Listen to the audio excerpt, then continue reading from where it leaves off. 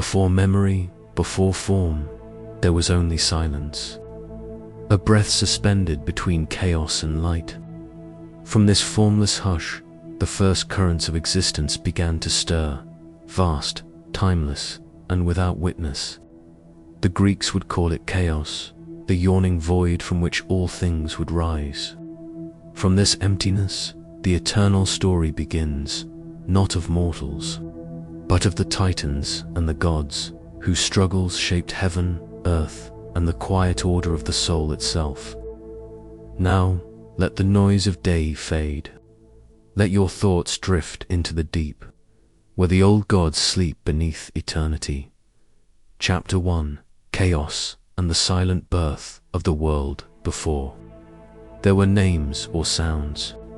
Before even the idea of light, there was only chaos. Not chaos as we imagine it now, not noise, nor destruction, but a deep, endless stillness. A boundless void without shape or direction. It was the Greek beginning of everything, the infinite, expanse from which all that ever was would slowly emerge. In that silence, there was no separation between above and below, no earth, no sky. It was the raw potential of existence, waiting to take form. The ancient Greeks did not think of chaos as evil, or even as disorder. To them, it was the space in which all creation rested before awakening.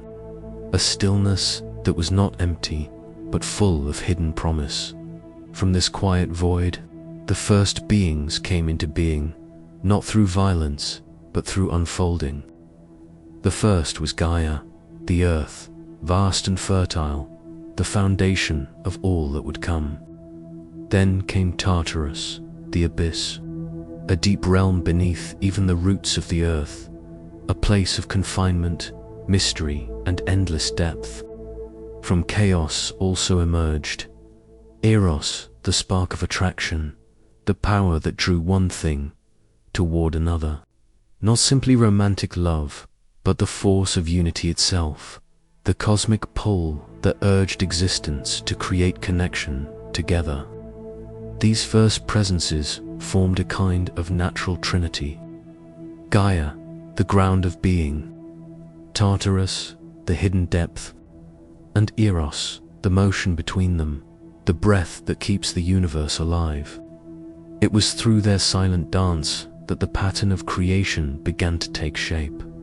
When ancient Greek poets like Hesiod spoke of this beginning, they described it not as an explosion of light, but as a gentle unfolding.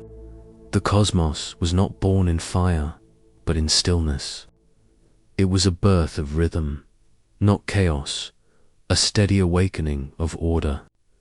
In the Theogony, Hesiod wrote of chaos yawning open, and from that opening, Gaia arising to hold everything in her embrace.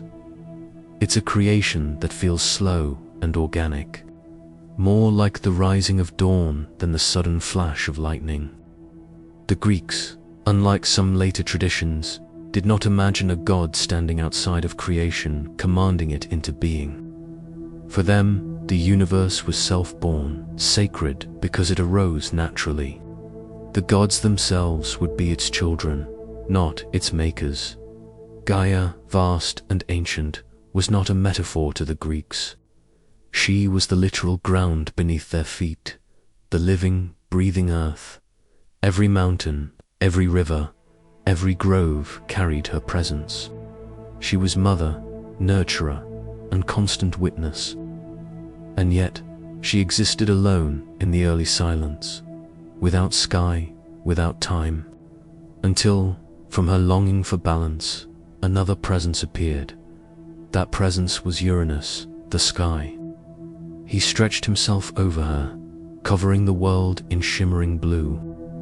Their union was not described with human affection, but with the quiet inevitability of nature. The earth had reached upward, and the sky had come down to meet her. In their meeting, the universe began to take form, the first true boundary between above and below. But before we move too quickly to their union, it's worth pausing on the nature of chaos itself. For the Greeks, chaos was not merely the beginning of the world, it was also the unseen reality that still lingered beneath all things. It represented the potential for change, the reminder that even order is born from uncertainty. In a way, chaos was the eternal breath that creation both came from and would someday return to. Many philosophers, from Hesiod to later thinkers like Aristotle, wrestled with this idea. How could something come from nothing? How could being arise from non-being? For them, chaos was not nothingness in the modern sense. It was a chasm, a gap, a fertile emptiness. The word itself, koos, means that which yawns open. It was the first space, the cosmic room that allowed things to exist. Through this yawning space, Gaia emerged as both mother and matter, the very substance of creation. Tartarus, by contrast, was depth, not evil, but necessary opposition, and Eros was the energy that bridged them. Together they formed the first balance, body, void, and spirit. The Greeks saw this pattern repeated everywhere, in the cycle of day and night, in the tides, in life and death. Over time, from Gaia's vast body came mountains and seas, forests and stone. She was the container of all living potential. Yet even she, in her fullness, longed for companionship. In the ancient myths, creation always begins with longing, the movement from solitude toward connection. And in that longing, the world grew richer. Gaia's union with Uranus would soon fill the heavens with beings, the Titans, the Cyclopes, and the hundred-handed ones. But at this early stage, the story is quieter, the moment before growth, the deep inhale before the act of creation begins. It's easy to forget that for the Greeks, these stories were not simply myths, but reflections of how they perceived existence itself. To them, everything, the sky, the rivers, even the human mind, carried within it a fragment of this original structure. Chaos was not long ago and far away. It was here, beneath and within all things. It was the timeless backdrop to every act of creation and destruction. In later philosophy, especially with thinkers like Heraclitus, this balance between order and chaos became the essence of wisdom. The world, he said, is an ever-living fire, always changing, always rebalancing itself. Even when it seems still, it is in quiet motion. We can imagine this first world, if we close our eyes, a vast, dark sea of possibility, without horizon or depth. Then, a faint stirring, not a sound, but a shift. The first breath of being. Then earth, rising like a dream. Then depth, descending below it. And between them, the warmth of Eros, the yearning of creation itself. The story of chaos reminds us that in Greek thought, creation is not an act of control, but of harmony. There is no single hand shaping the world. There is only the quiet emergence of relationship. Every element depends on another. Every form arises from stillness. Perhaps that's why the Greeks found beauty in impermanence and wisdom in balance. They believed that even the gods themselves were bound by the same cycles that govern nature: birth, growth, decay, renewal. No divine being escaped the pull of chaos, for it was the mother of all things, and in the rhythm of night and day, of storm and calm, they saw that same truth playing endlessly before them, that the universe itself breathes in and out, forever creating and dissolving, forever beginning again. When Hesiod described chaos, he left it undefined, as if to suggest that some things are meant to remain mysterious. In that ambiguity lies the essence of early Greek spirituality, an acceptance of the unknown as sacred. The world, in their eyes, did not need to be fully explained to be revered. For the listener, perhaps there is something calming in that, the idea that all existence began in silence. That before the stars, before the noise of civilization, there was peace. A stillness vast enough to hold every possibility. The birth of the world, as the Greeks imagined it, was not a sudden event, but a continuous unfolding, an eternal becoming. From chaos to Gaia, from Gaia to Uranus, from Uranus to the Titans. The chain of being extended endlessly, each generation shaping the next. And beneath it all, the quiet hum of that first emptiness, the invisible rhythm of existence, continued, even now, in the spaces between thought, in the moments of silence before sleep. That same chaos can be felt, not as confusion, but as calm. The ancient void, vast and patient, waiting beneath the world's surface, breathing softly through every atom, every soul. It is the space where beginnings dwell, the dark cradle from which the light first stirred. And though countless ages have passed, it remains eternal, silent, unshaken, the stillness before creation. Perhaps, in some way, it is not just where the gods were born, but where peace itself begins. Chapter 2. Gaia's Dream. The birth of the Titans in the quiet after creation. When the breath of chaos had settled, and the first forms began to take shape, the vast earth, Gaia, stretched across the endless stillness. She was whole, yet she was alone. Her body was the land itself, her pulse the rhythm of all life that would ever come to be. But even within her perfection, there was longing, a deep, patient yearning for balance, for something to answer her vastness. From that yearning, the sky was born. Uranus, the heavens, came into being not as a god descending, but as a reflection rising from her desire. He arched himself over her body, infinite and blue, enclosing the earth in gentle embrace.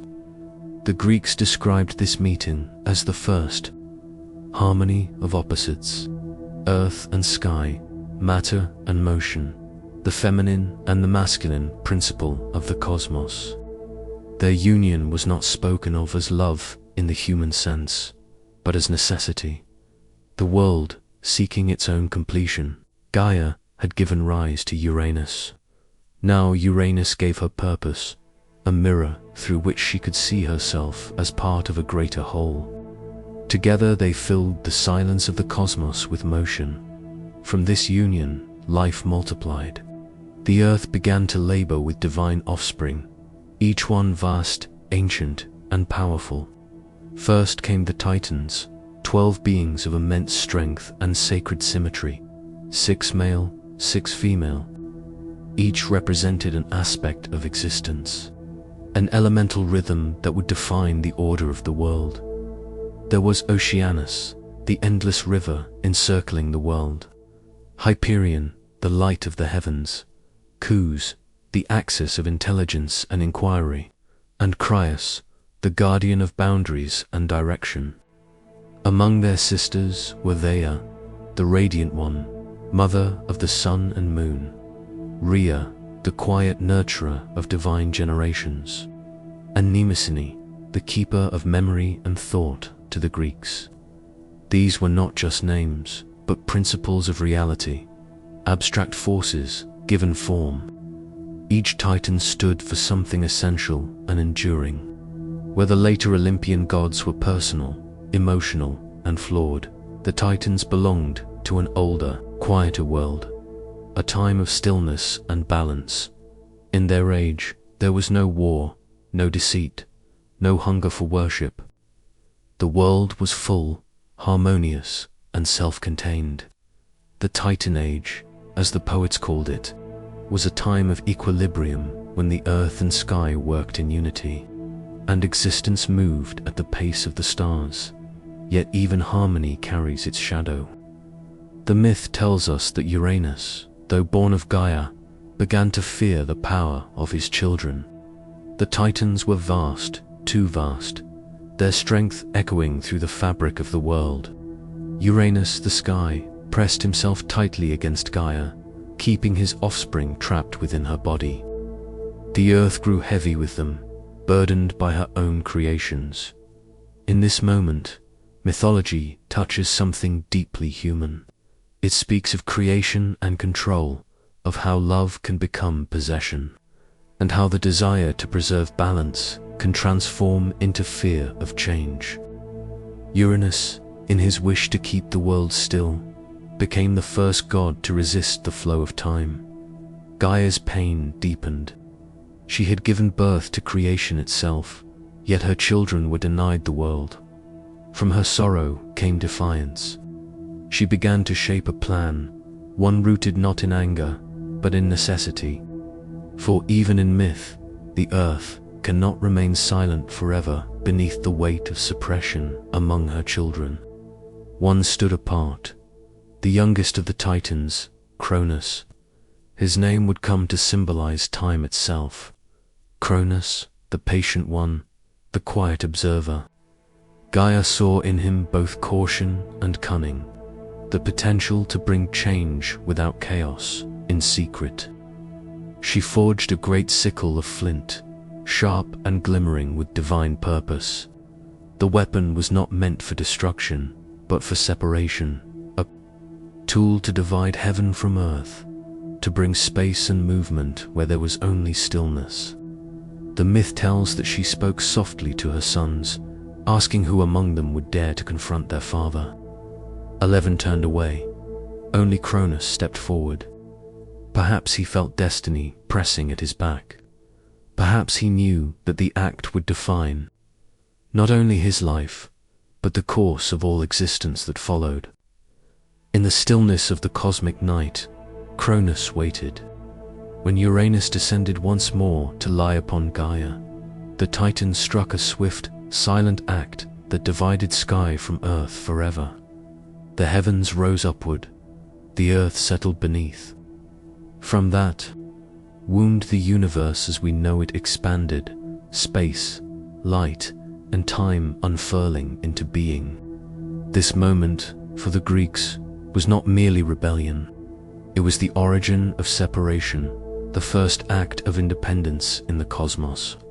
A symbol that creation requires both union and division, that growth demands distance as well as closeness. The blood of Uranus fell upon the earth and gave birth to new beings, the Furies, spirits of vengeance, the giants, embodiments of raw force, and from the sea foam that touched his fallen seed, Aphrodite, the goddess of love and beauty. In a single mythic breath, the Greeks expressed one of their most profound ideas, that even pain can create beauty, and that from violence comes new life. Now, the Titans were free. The world above and below separated. The heavens became infinite, and the earth, at last, could breathe. Cronus took the throne as king of the cosmos, and the age of the Titans began. In the early part of his reign, there was peace. The Golden Age, Hesiod called it. Mortals, not yet divided by greed or suffering, lived close to the divine. The seasons were gentle. The soil gave without toil. The rivers flowed clear and endless. Time moved slowly, softly. It was said that no one grew old. They simply drifted into death as if falling asleep. But the myth carries an undertone, the sense that all perfect ages must one day end. For Cronus, like his father, would soon know the sting of prophecy. A whisper from Gaia foretold that one day he too would be overthrown by his child, just as he had overthrown Uranus. And so the cycle continued. Creation, rebellion, renewal. Each generation shaping the next, yet fearing what would come after in this pattern. The Greeks saw not merely the story of gods, but the rhythm of the cosmos itself. The Titans embodied the forces of the universe, steady, inevitable, and cyclical. They were not moral beings in the modern sense. They did not represent good or evil, but principle, the currents that move beneath all life, beyond judgment, beyond emotion. Perhaps that is why the age of the Titans feels so serene in Greek memory. It was an era before personality, before human-like passion entered the divine. The world was immense, slow and sacred, guided not by choice, but by nature. Still, beneath that calm perfection, the seeds of change were already growing. Gaia had learned that even divine harmony can fracture when fear enters the heart. And Cronus, in his turn, would learn that the will to preserve peace can lead to the very suffering it seeks to avoid. From Gaia's dream came creation. From creation came conflict, and from conflict the endless motion of history. The gods, the earth, and the stars would all follow that same rhythm: birth, balance, disruption, renewal. The Greeks saw in this cycle a reflection of human life itself, the way every joy carries the shadow of its own ending. And every ending opens the door to something new. As the story of the Titans unfolds, one truth remains steady: creation is never still. Even in paradise, something stirs, a quiet reminder that existence itself depends on movement, that the world must keep changing to remain alive. And so, the heavens continue to turn. Earth dreams, and the sky listens. Between them, the ancient whisper of Gaia's longing remains, the memory of a time when the world was young and silence was enough. Chapter 3: The Reign of Uranus. A sky that would not let go in the first quiet age of the world, when the air itself was new and light still trembled through the fabric of being. The earth and sky were one. Gaia lay stretched across eternity, her body the land and mountains, her breath the wind. Above her, Uranus, the sky, pressed himself so close that no space existed between them. His blue expanse arched tightly over her form, sealing her beneath the weight of his endless presence. What began as union soon became confinement. From their embrace, life had already begun to stir, vast and ancient children. The Titans, still forming within the womb of the earth. Yet Uranus, seeing the power that grew within Gaia, grew afraid. He felt the strength of his offspring, the thunder of their limbs beneath her crust, and he feared what they might become. So he pressed harder, closing himself upon the world, and darkness fell within her depths. This was the age before time moved as we understand it, an age when the cosmos was young, and the divine still learned the consequences of creation. To the early Greeks, Uranus symbolized a perfection so complete it turned oppressive. His fear was not simply of his children, but of change itself. In his vast stillness, he sought to keep the world as it was, silent, untouched, eternal. But even perfection, held too tightly, begins to break. Gaia's pain deepened. The Titans within her stirred, restless and unseen, their forms pressing against her mountains and seas. Creation, by its nature, demands movement. It cannot stay buried forever. From this tension, Earth's yearning and sky's fear, the first divine conflict was born. Not one of noise or battle, but of suffocation and release. The myth does not describe it as chaos or hatred. Rather, it is inevitability. The sky would not yield, and the earth could no longer endure in her anguish. Gaia began to plan. She spoke to her children, hidden within her depths. Her voice, low and steady, rolled through the caverns of the world. She told them of the pain of their imprisonment, of their father's endless weight pressing down upon all life. She offered them a choice, to rise and end this suffocating union. Yet none answered. The Titans were strong, but they feared the sky's immensity. They hesitated, each shrinking back into the dark, unwilling to bear the burden of defiance, all but one, the youngest, Cronus. Among his siblings, Cronus was different. He had inherited his mother's patience and her quiet cunning. He was not reckless, nor driven by anger. He was deliberate, a being of slow thought and decisive action.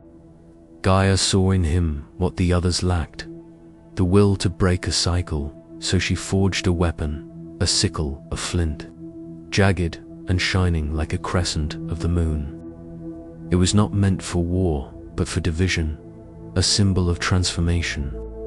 With it, she placed in Cronus's hands the power to separate heaven from earth, to create space for the world to breathe. One night, when Uranus descended again to cover Gaia, the moment came. The world was silent. The stars held their breath. And in that stillness, Cronus struck. The blade of flint cut through the eternal closeness of earth and sky, and for the first time, distance was born. Uranus recoiled in agony, retreating upward, rising into the heavens. Gaia exhaled, her body unburdened, the first breath of freedom sweeping across creation. The Greeks would remember this act not as cruelty, but as the beginning of change. In separating the sky from the earth, Cronus had introduced motion into stillness, time into eternity. It was, they said, the first rebellion, and with it, the universe began to move.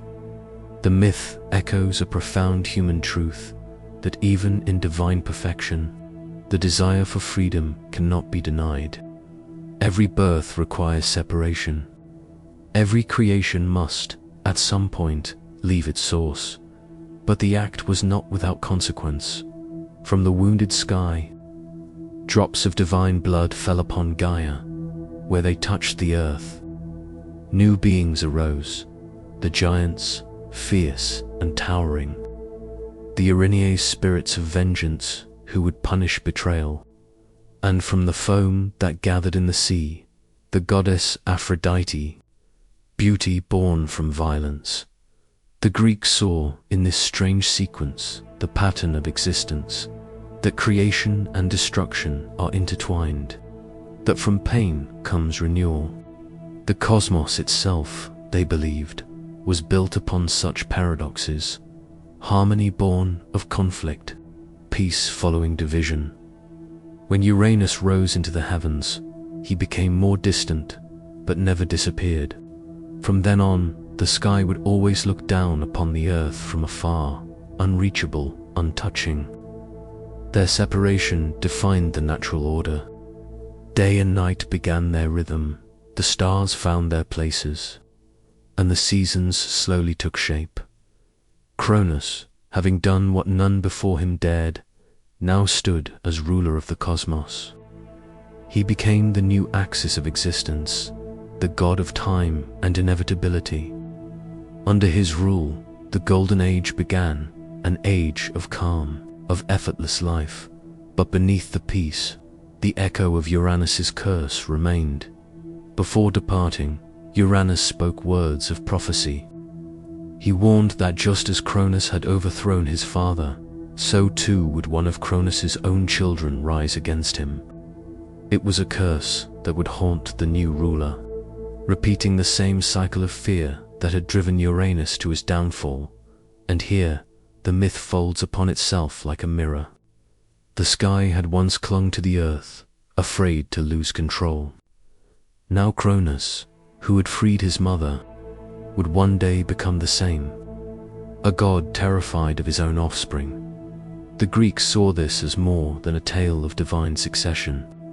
It was the story of time itself, how every generation is born from rebellion, and every act of freedom carries the seed of its own undoing. Creation, they believed, was not a single event, but a continuous struggle between preservation and renewal. It is easy to see why this story endured. Beneath its divine imagery lies an almost psychological truth, the tension between holding on and letting go. Uranus feared the loss of order. Gaia feared the loss of growth. Cronus sought freedom but inherited fear. Each carried a fragment of the same truth, that power, by its nature, resists change in temples across Greece. When poets and priests spoke of Uranus, they did not speak of him with hatred. He was remembered instead as the sky that would not yield, the embodiment of stability, of permanence. Yet permanence, they understood, was not life. Life demands breath, and breath demands space. Perhaps that is why the act of Cronus felt inevitable. In mythology, rebellion is not always sin. It is sometimes the price of creation. The cosmos itself was born through such defiance, not as a rejection of the divine, but as an affirmation of movement, of transformation, of becoming, when the sky and earth were finally parted. The Greeks imagined a new sound filling the air, the whisper of wind, the rhythm of waves, the hum of distance. In that silence, after the act, creation truly began.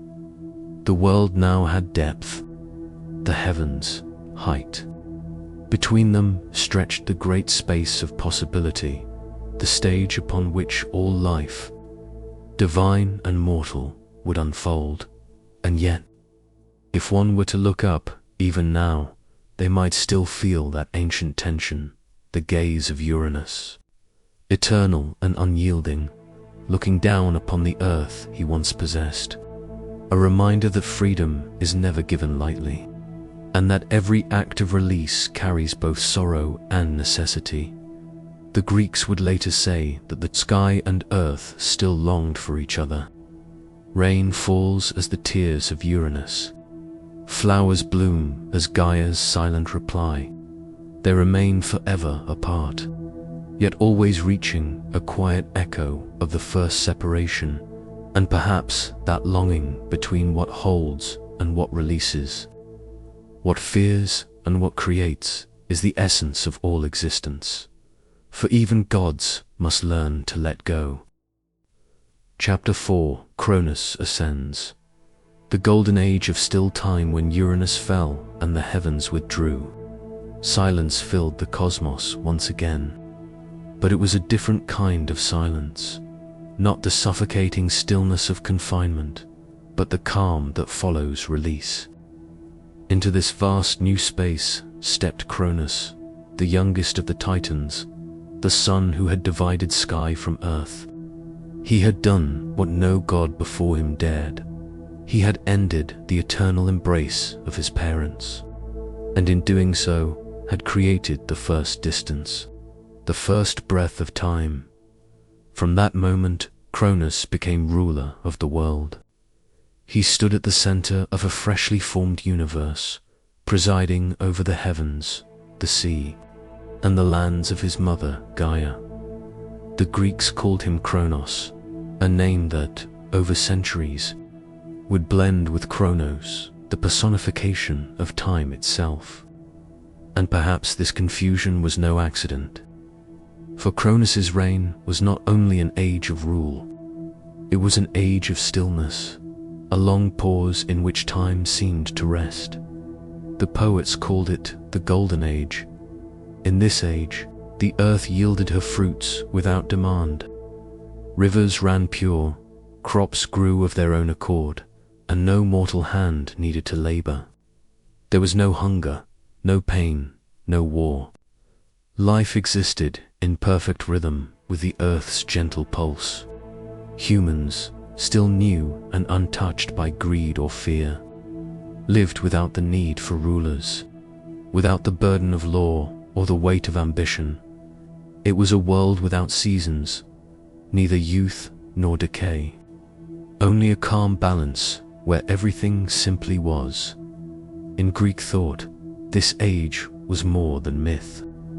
It was memory, a collective echo of a time before struggle, before desire fractured the peace of existence. To later philosophers like Hesiod, it was an image of harmony, a dream of what life might have been before the coming of toil and the descent into iron under Cronus's reign. Divinity and nature were indistinguishable. The gods still walked among the valleys, and the stars moved slowly, as if reluctant to disturb the still air. In some traditions, the Titans themselves lived upon the earth. Not in distant Olympus, but in the heart of the world, vast presences watching over rivers, forests, and mountains. To mortals, Cronus was not yet the dark figure of devouring time. He was the keeper of order, the gentle ruler of an eternal present. Festivals were later held in his honor, most famously the Cronia, a day when masters and servants shared the same table, when all hierarchy was suspended in remembrance of that ancient equality. And yet, beneath the golden calm, a shadow began to stir. Cronus had inherited from his father more than a crown. He had inherited fear. For before Uranus vanished into the heavens, he had spoken a curse that one day, Cronus too would be overthrown by his own child. Just as he had betrayed his father, the prophecy took root deep within Cronus's heart. It grew silently, winding through the stillness like ivy around stone. Every joy of the golden age carried with it a quiet dread. Every birth was a whisper of danger. In the still world he had built, time began to tick. Cronus's wife was Rhea, his sister among the Titans, a goddess of fertility and flow. Together they embodied the union of stillness and movement, of permanence and renewal. Rhea bore him many children, divine radiant beings destined to shape the world to come. But with each birth, Cronus felt the weight of Uranus's words pressing closer to preserve his rule. He did what fear always does. He sought to control what could not be controlled. When Rhea brought forth her first child, Hestia, Cronus gazed upon her with awe and then swallowed her whole. He told himself it was mercy, that he was sparing them from a greater fate. But in truth, it was terror. One by one, he devoured them, Demeter, Hera, Hades, and Poseidon, each consumed, each hidden within the depths of his being. Only Rhea's sorrow broke the silence of the Golden Age. Too. The mortals who lived in his era. This act was unseen, for their world still shone in peace. The crops grew, the rivers flowed, and the stars continued their slow rotation. But the heart of heaven had darkened. Cronus, in his effort to preserve eternity, had halted the flow of creation itself. He had stopped the very cycle that once gave him power. The Greeks understood this as a profound truth, that fear of loss transforms harmony into stagnation. The same God who brought balance to the cosmos now refused to let life move forward. In his hunger to preserve order, he became devourer of time. Yet even in the midst of tragedy, the pattern of renewal endured. Rhea, in her grief, sought counsel from Gaia and Uranus, the same powers who had once shaped fate itself. They advised her to hide her next child, the one who would fulfill the prophecy. When the time came, Rhea journeyed to the island of Crete, to a cave upon Mount Ida, where she gave birth to Zeus, the last and youngest of her children. She wrapped a stone in swaddling cloth and placed it in Cronus's hands. The Titan, blinded by suspicion, devoured it without question, believing he had once again defied destiny. But the real child was spirited away, nursed in secret by nymphs and hidden by the roar of drums, so his cries would never reach his father's ears. It is said that the cave where Zeus grew up still echoes with that ancient sound, the rhythm of concealment, the heartbeat of inevitable change. And so, even as Cronus ruled over the perfect stillness of the Golden Age, time was already turning against him. The world that seemed eternal was not as fixed as it appeared. Seasons began to flicker into existence. The first hints of aging touched the leaves. The first winds whispered of movement. The universe was preparing for its next birth. To the Greeks, the story of Cronus was more than myth. It was philosophy.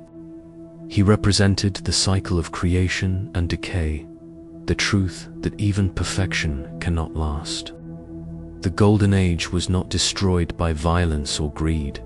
It simply transformed, as all things must. Later thinkers saw in Cronus the embodiment of time's double nature, both giver and taker, nurturer and devourer. His rule was beautiful, but static.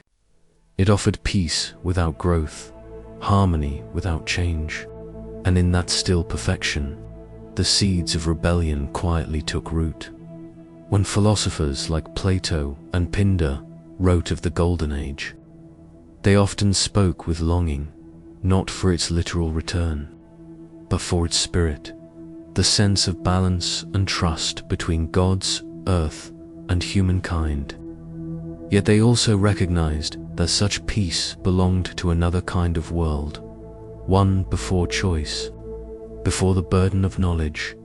Cronus's reign then became a symbol of the innocence of existence, a time when life flowed effortlessly, unmarked by the weight of consequence.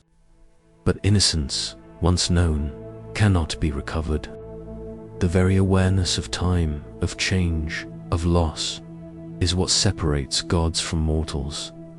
And perhaps that is the deeper meaning of Cronus's story, that time's perfection is an illusion.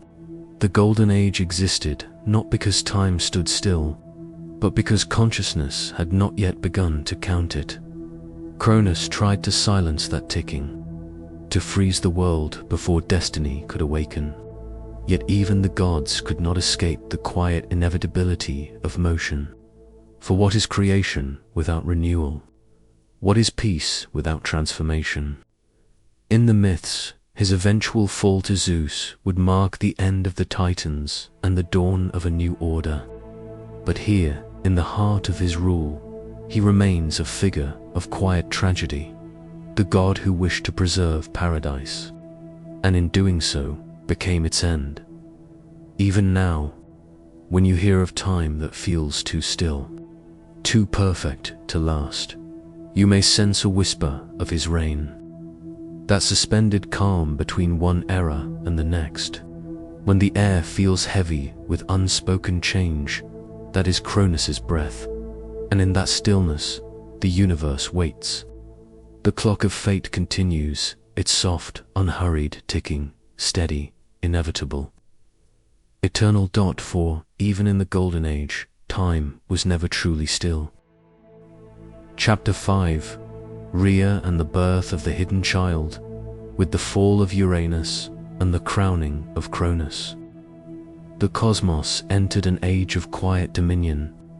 The skies were no longer torn by the screams of rebellion, and the earth rested beneath a golden stillness. Yet beneath this calm, an older fear began to stir again, the fear that power, once taken by violence, could only ever be kept through it. Cronus, the ruler of time, sat upon his throne, surrounded by silence. He had carved order from chaos, shaped boundaries where there had been none, and for a while the world obeyed him. But the whisper of prophecy clung to his reign like a shadow, a reminder that even kings among gods cannot command destiny. The oracle had spoken that one day a child born of Cronus would rise against him, just as he had risen against his own father. And so, when his first child came into the world, a daughter named Hestia, born of his sister and wife, Rhea Cronus, looked upon her not as a gift, but as a threat. In a moment of dreadful calm, he swallowed her whole dot. No cry escaped her lips. No struggle was heard. The child of warmth and hearth vanished into her father's depths.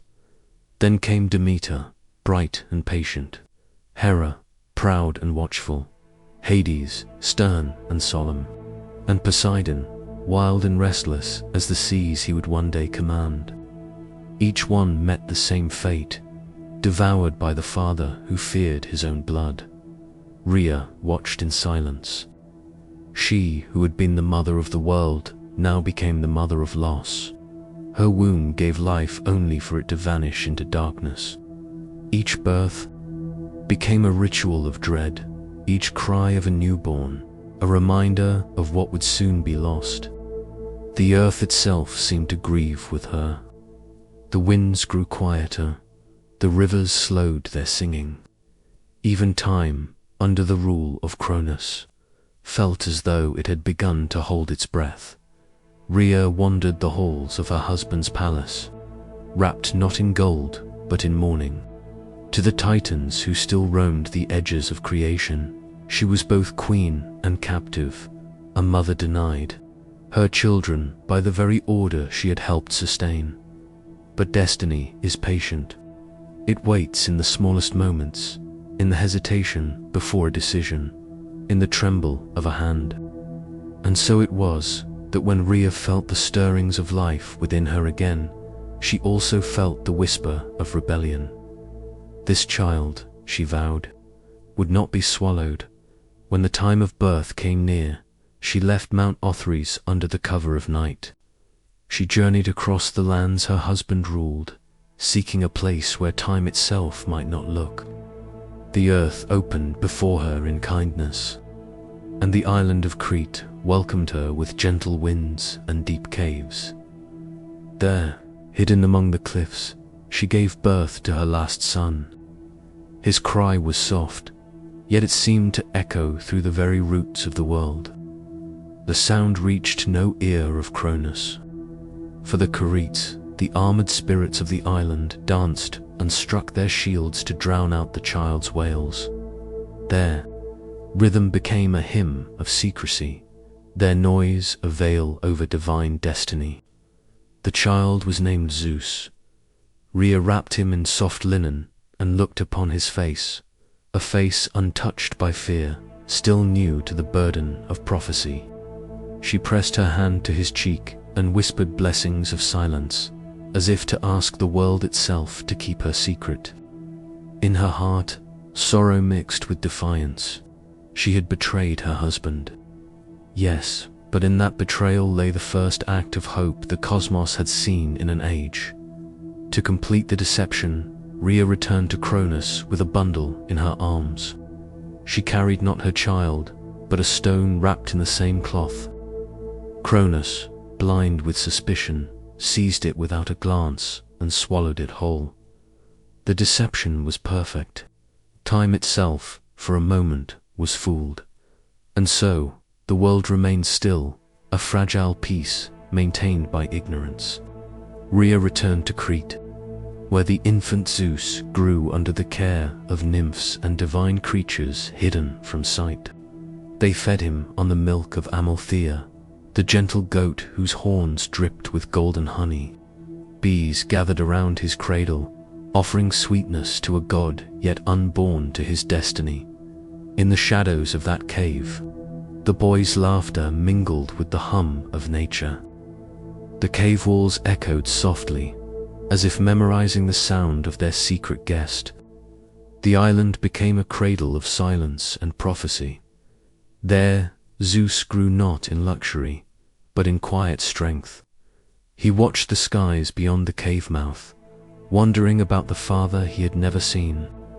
The myths say that even as a child, he felt the pull of justice, a word not yet spoken, but already written into the rhythm of his being. Cronus, unaware, continued to rule, His power was vast but uneasy. Though the world still shimmered with peace, there was an undertone, a faint unease, like the hush before a storm.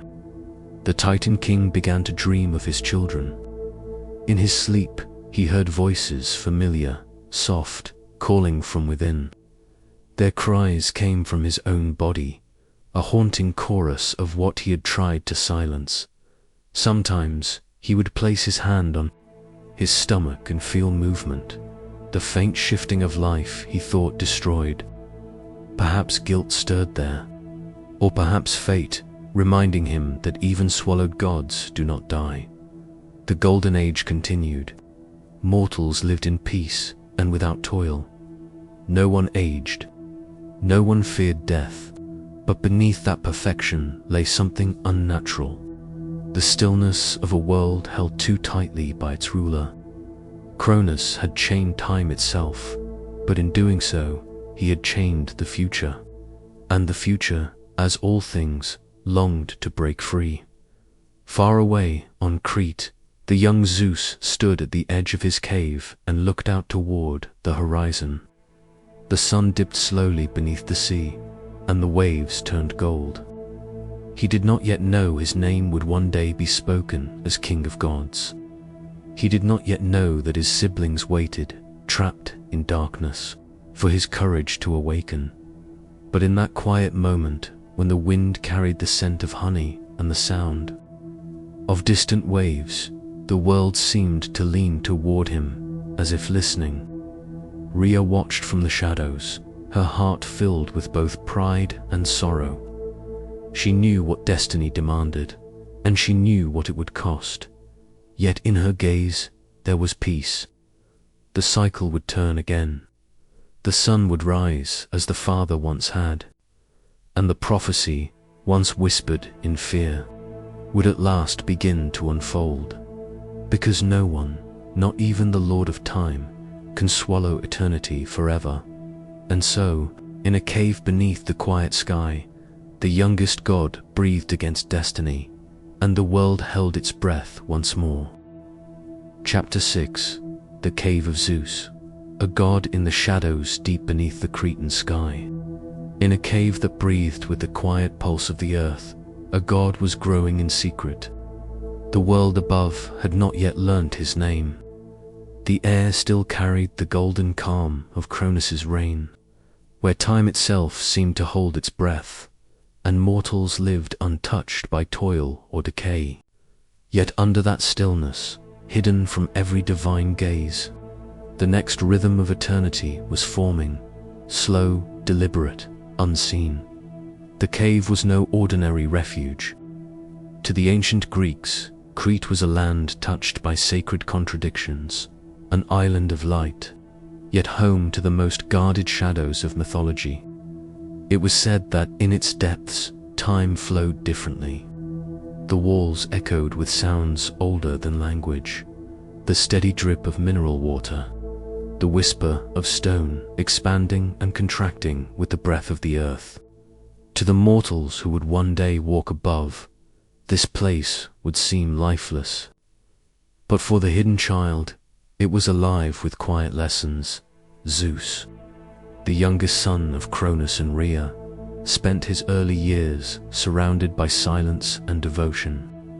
His caretakers were not mortals nor titans, but the Curetes, divine guardians in armor who danced around his cradle, their rhythmic steps and the clash of their shields masking the sound of his cries. In their ritual movements, there was purpose, noise to hide life, rhythm to protect it. They embodied a paradox, warriors creating peace through the illusion of war.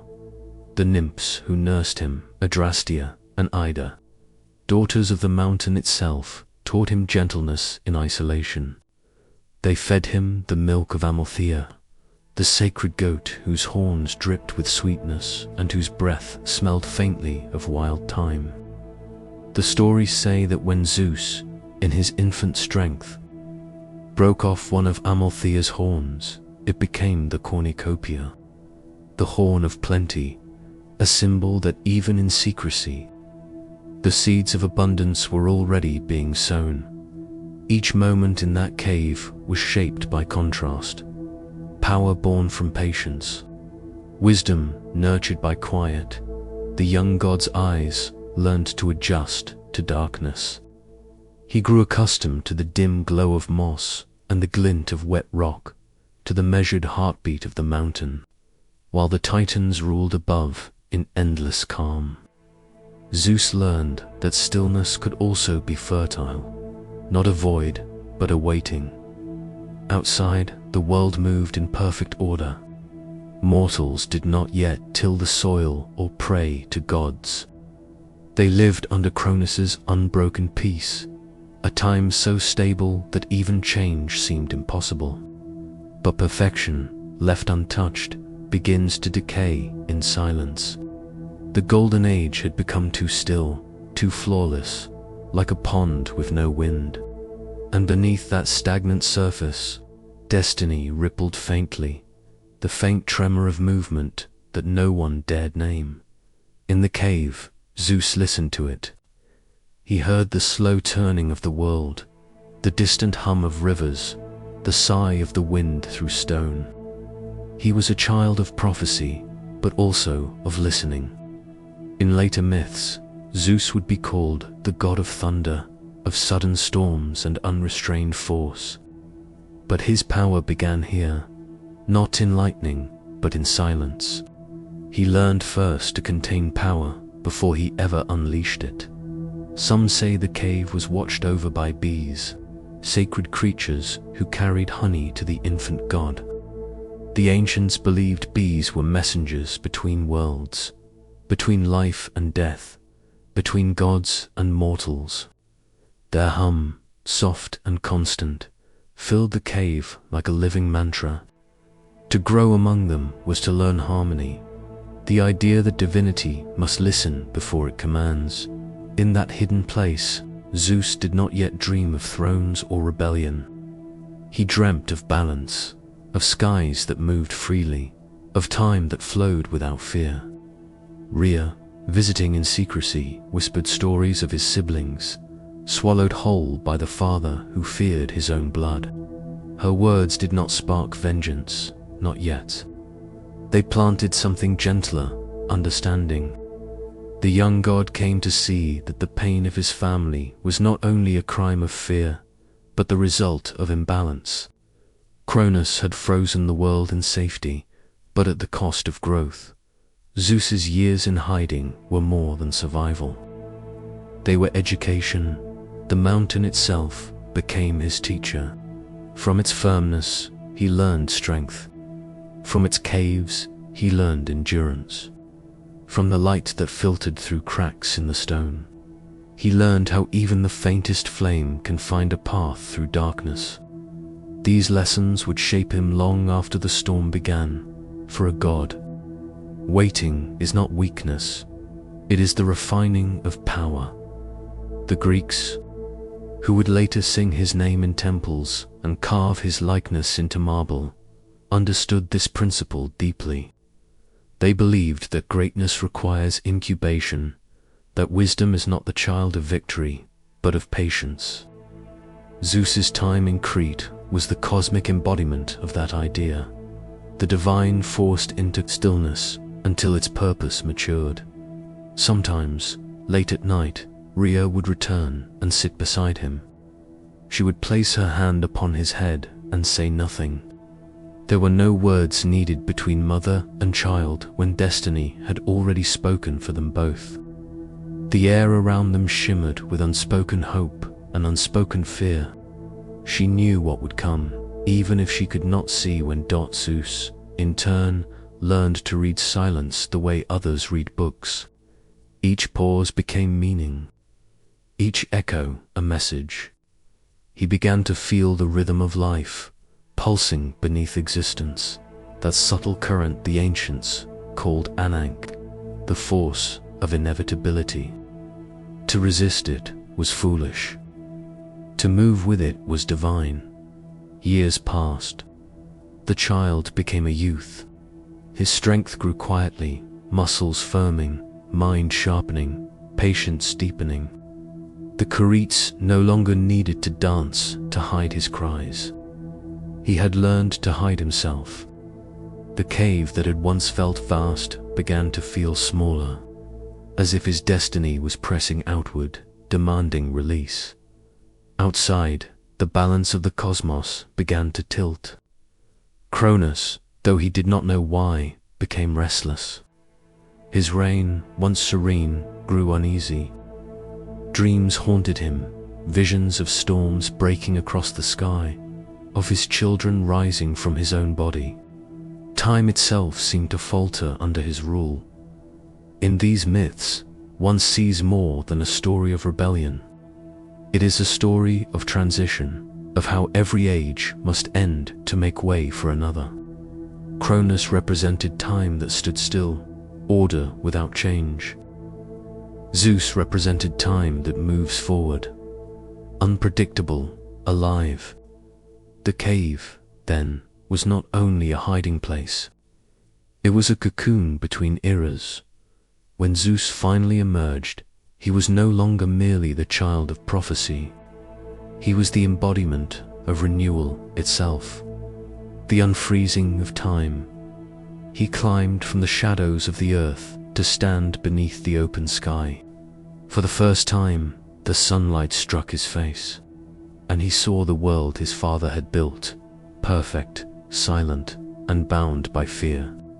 The wind brushed against his skin like an invitation, carrying with it the scent of rain that had not yet fallen. He lifted his gaze toward the heavens. Somewhere beyond the clouds lay Cronus's throne, and within the Titan's body, the voices of his swallowed siblings waited. The moment was quiet. No thunder yet, no flash of rebellion, only the faint stirring of a breeze, the breath before a storm. In that silence, Zeus understood that his time had come, but he did not rush to act. Even the storm, when born from stillness, must build slowly. The cave behind him hummed softly, as if remembering his first cries. The earth that had hidden him would now witness the rise of its next ruler, and in that calm, the golden age began to fade, not with fire, but with awakening, for the god who would one day shake the heavens first learned to listen to the quiet heart of the world. And perhaps that is the secret, written into every age. Before the thunder comes, there must always be silence. Chapter 7. The War Between Heaven and Earth. Titanomachy begins for 10 long years. The world held its breath between thunder and stone. The age of silence had ended. The child of prophecy had grown into a storm, and the heavens themselves were about to be torn apart. The Titanomachy, the great war between the elder titans and the younger gods, was not only a clash of divine powers, it was the first expression of cosmic renewal, the breaking and remaking of order itself. In its fury, it revealed something fundamental about existence, that no peace, however golden, can last forever, and that even gods must face the consequences of their own fear. It began not with lightning, but with confrontation, quiet and inevitable. When Zeus came of age, he returned to confront his father, Cronus, the devourer of his own children. The myths tell that with the help of the Titaness, Metis, goddess of cunning thought, Zeus tricked Cronus into drinking a potion that forced him to release his swallowed offspring, Hestia, Demeter, Hera, Hades, and Poseidon. One by one, they emerged from the Titan's depths, fully grown and radiant, reborn into the world their father had tried to contain. Together, the 6 children of Rhea and Cronus stood as the Olympians, a new generation of deities bound not by stillness, but by movement, by change, by the flowing rhythm of creation itself. And so began the war that would divide the cosmos. The battlefield was not of earth or sky alone. It was existence itself. The Titans, ancient and vast, fought from the mountains of Uthres, while the Olympians struck from the summit of Mount Olympus. Between them stretched a universe trembling with energy, rivers boiling, stars dimming, winds tearing through forests that had never known motion. The poet, Hesiod, described it as a chaos of sound. The whole boundless sea rang terribly. The earth resounded, and the broad heaven groaned. To the ancient Greeks, this war was more than myth. It was the dramatization of transformation, the moment when the cosmos shed its first skin. The Titans represented the primal forces of being, endurance, structure, the weight of what has always been. The Olympians represented vitality, movement, and the pulse of becoming. It was not good against evil, but stasis against evolution. Zeus, armed with his newfound power, called upon allies beyond his own kin. From the dark depths of Tartarus, he freed the Cyclopes and the Hecatoncheires, beings imprisoned by Cronus out of fear. The Cyclopes, grateful for their release, forged weapons for the gods. To Zeus, they gave the thunderbolt the sound of divine authority, the voice of the new age. To Poseidon, they gifted the trident, symbol of unyielding dominion over the seas. To Hades, they offered a helm of invisibility, a power that allowed him to strike unseen, like death itself. In this way, the war became not just a battle of strength, but of invention. New powers, born of liberation, began to turn the tide against the old.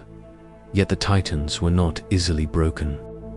They were, after all, the bones of the cosmos, vast, enduring, patient. Led by Atlas, they rose against their younger kin with the force of mountains themselves. When they struck, it was as if continents moved. When they roared, storms drowned entire valleys. The Titan Iapetus brought wisdom sharpened by time. Hyperion, the sun's eternal flame. Oceanus, the encircling current of the world's edge. Their unity was ancient, their conviction steady, but it was also rigid. They fought not for creation, but for preservation, clinging to a world that no longer breathed freely. For 10 years, neither side prevailed. The earth trembled continuously. The sky glowed red with fire and lightning. Mountains rose and fell. Seas boiled, cooled, and boiled again. It was said that even Gaia, mother of all, grew weary of the struggle, her body torn and reshaped by her warring children.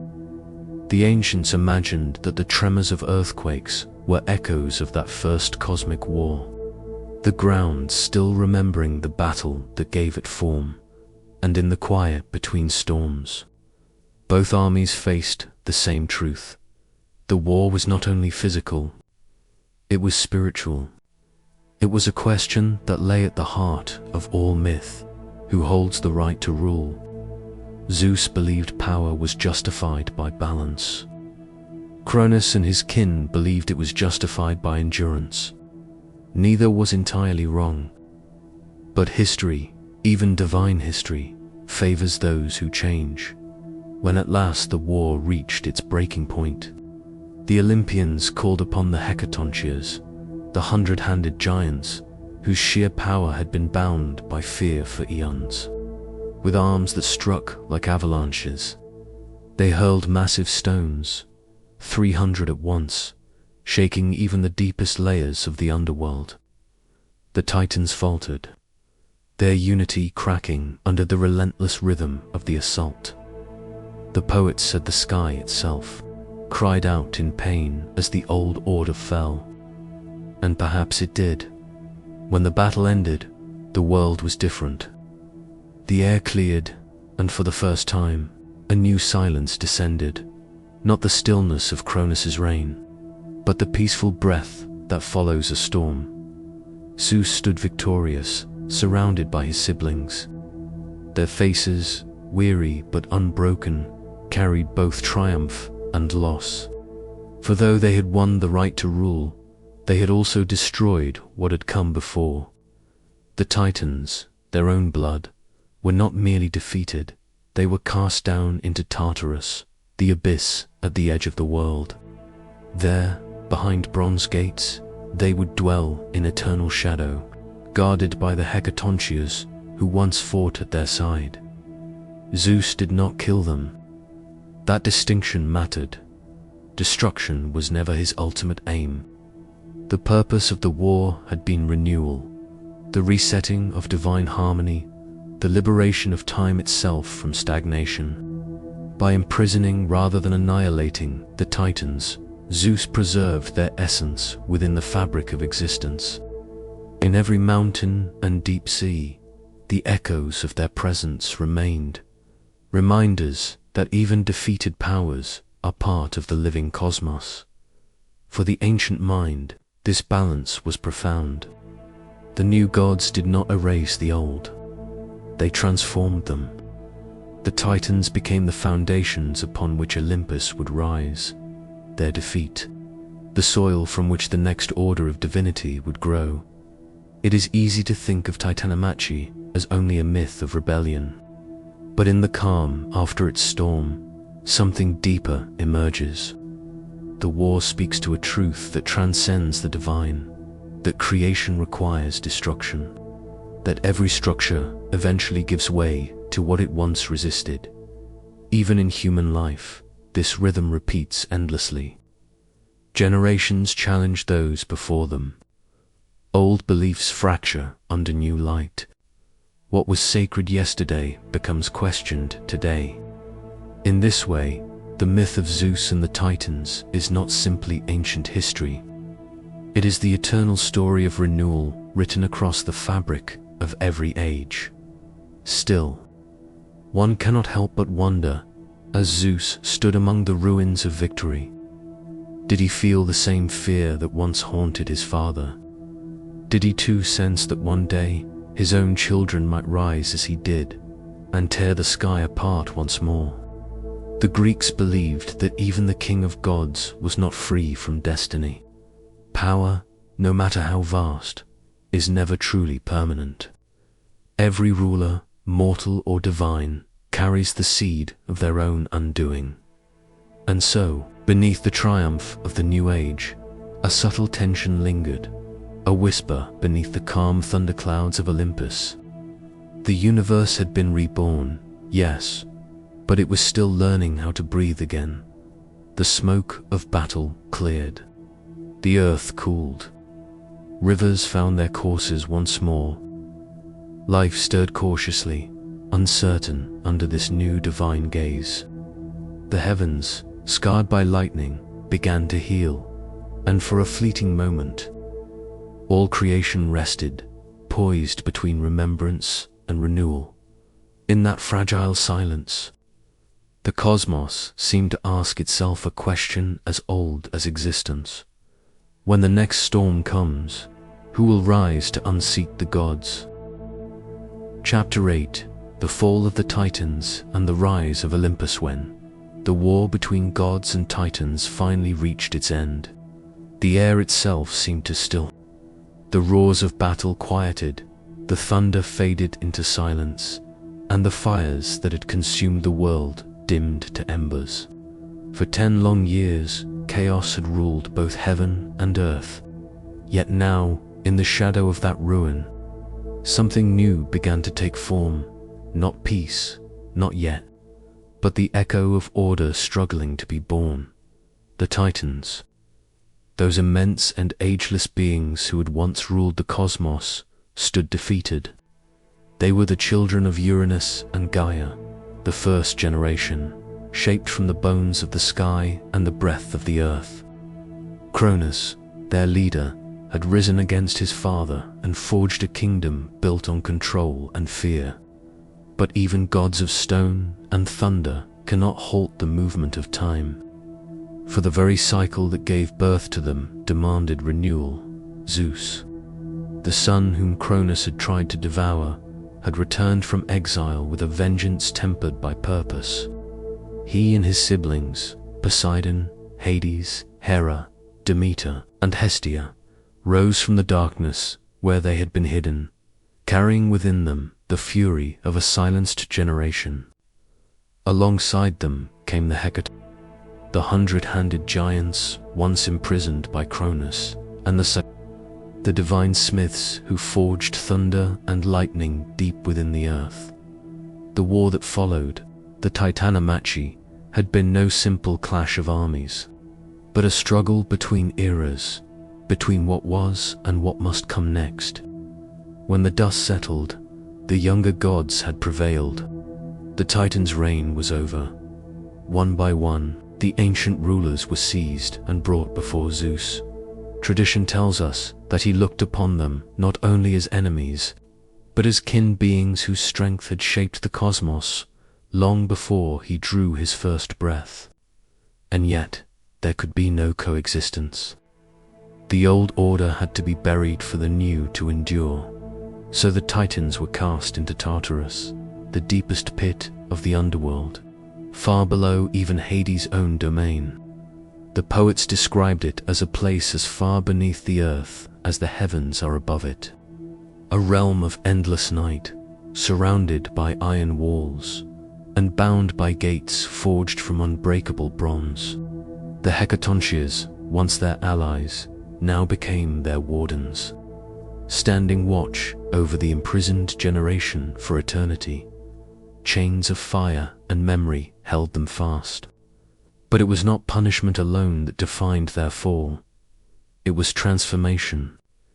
In Greek thought, Tartarus was not merely a prison, but a boundary between what was chaotic and what could be ordered. To confine the Titans was to contain the forces of untamed creation itself, to seal away the raw power that once threatened to consume everything.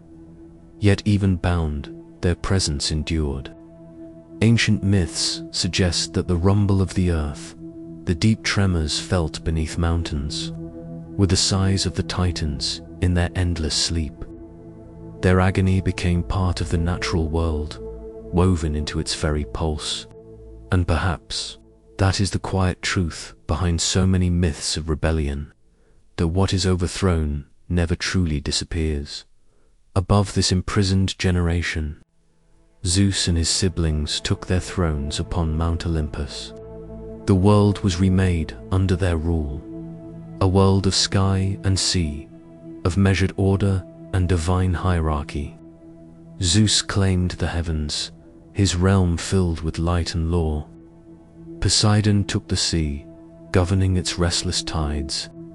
Hades withdrew into the underworld, silent and unseen, keeper of the dead and their memories.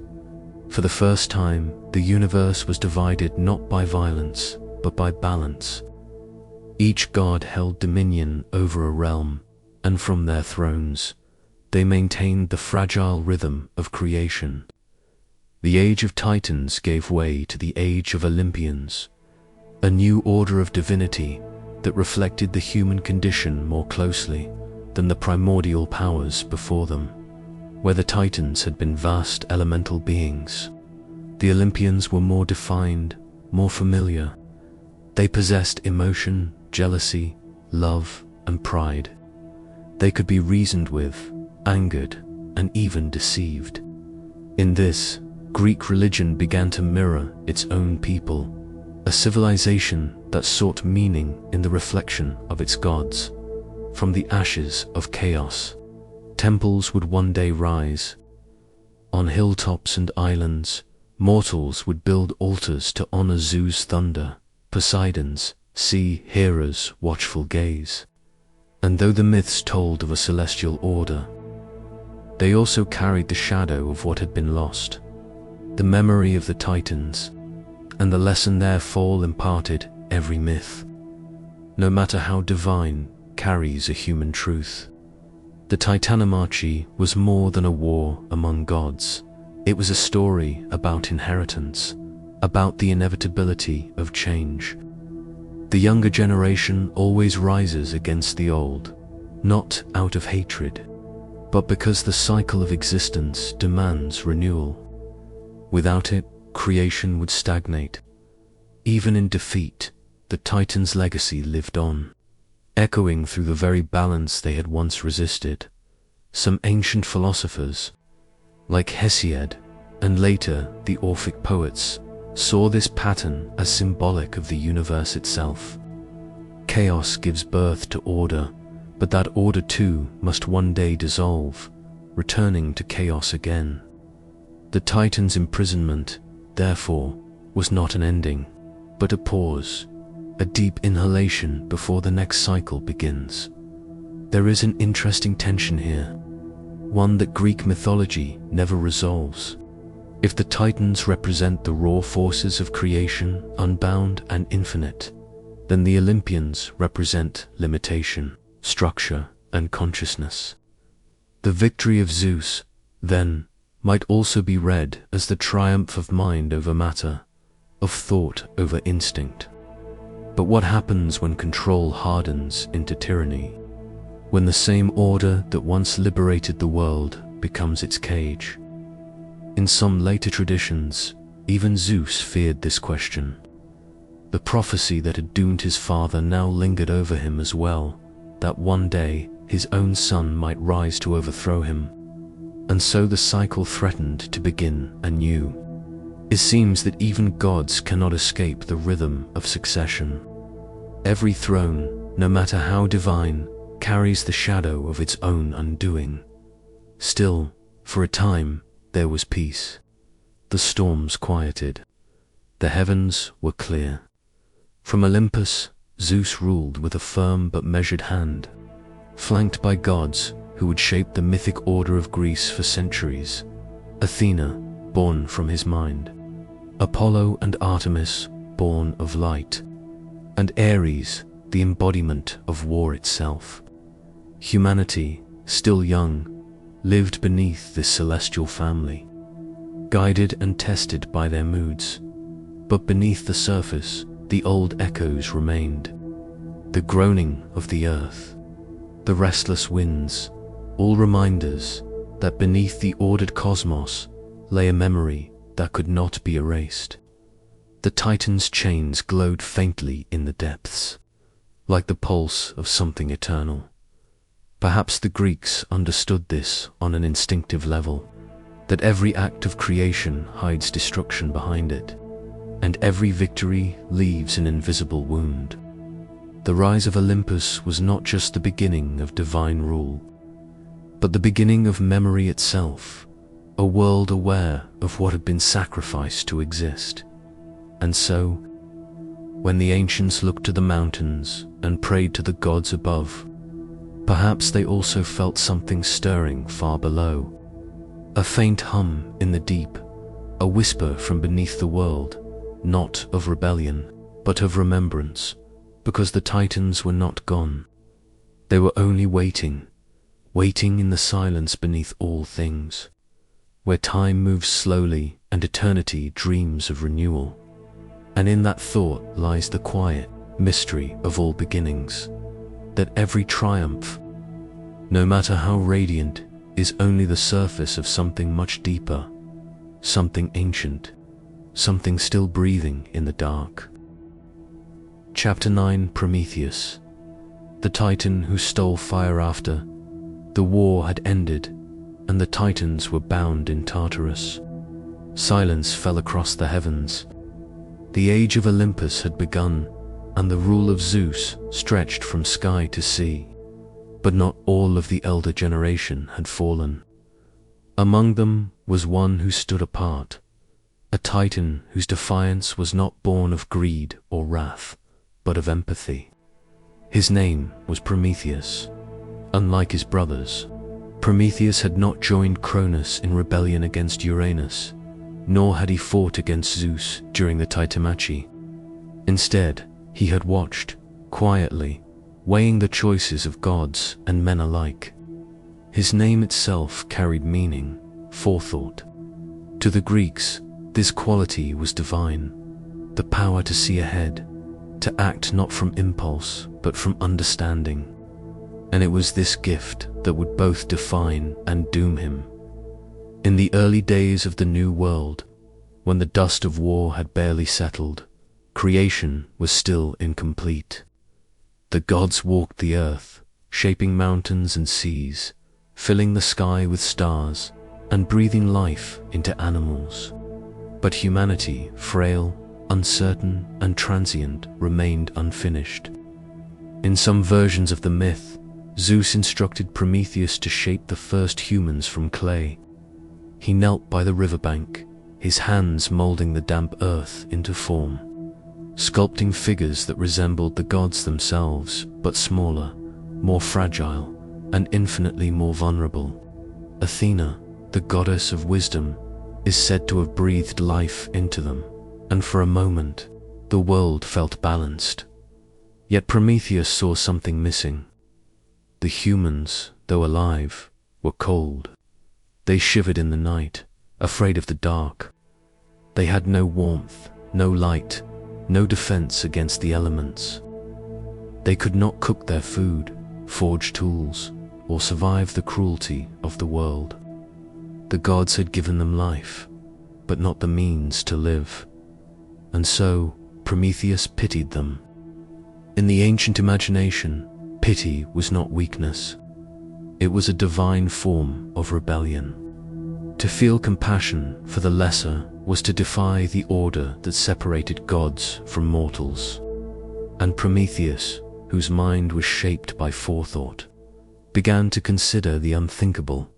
Fire, the sacred flame of Olympus, belonged only to the gods. It was both literal and symbolic, warmth, knowledge, and transformation. Fire could build and destroy, illuminate and burn. It was creation itself, condensed into a single element. Zeus had forbidden its use by humankind, fearing that with such power, mortals would become too strong, too aware of their potential. But one night, Prometheus ascended Mount Olympus in secret. The myths say he carried with him a hollow fennel stalk, and from the chariot of the sun he stole a spark. He hid it inside the stalk, carried it back down to earth, and placed it in human hands. The world changed forever. With fire, humans could warm themselves, cook their food, and drive away the beasts of the dark. They learned to forge metal, to build cities, and to gaze at the stars with understanding rather than fear. Fire awakened thought. It was the first light of civilization, a gift that bridged the gap between gods and mortals. Prometheus had given humanity not just survival, but consciousness. In a way, he had made them divine, but in doing so, he had broken the will of Zeus. The gift of fire was not merely a theft of energy, it was a challenge to the cosmic hierarchy. To Zeus, it was an act of rebellion that blurred the line between God and man, threatening the balance he had fought so hard to establish, and for that, punishment was inevitable. Zeus ordered that Prometheus be taken and chained to a rock at the edge of the world, some say in the Caucasus Mountains, where the wind never rests and the sky burns pale. There he was bound with unbreakable chains. Every day an eagle, the sacred bird of Zeus, descended from the heavens to feed on his liver, and every night it grew back, only for the torment to begin again. This was not mere cruelty. In the language of myth, punishment always reveals a deeper law.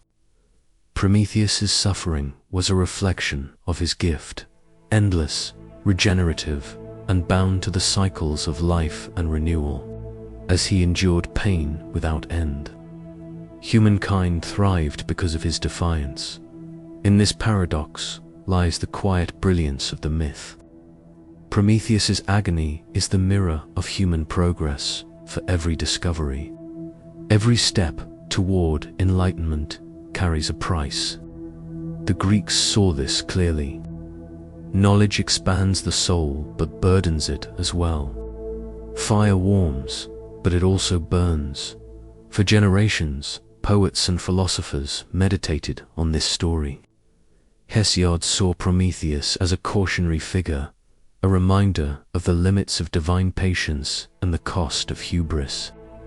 But later, thinkers, like Aeschylus, transformed him into something else, a symbol of moral courage.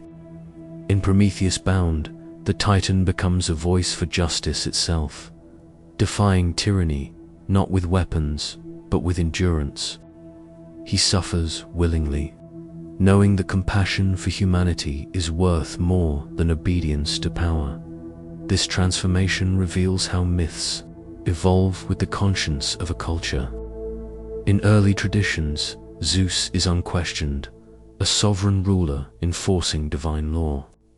But as Greek thought matured, the myth of Prometheus invited doubt, a sacred kind of doubt about authority, morality, and the cost of knowledge, and in that doubt lies something profoundly human. The Greeks understood that the gods represented forces beyond mortal control, yet Prometheus suggested that the divine spark also lived within humankind.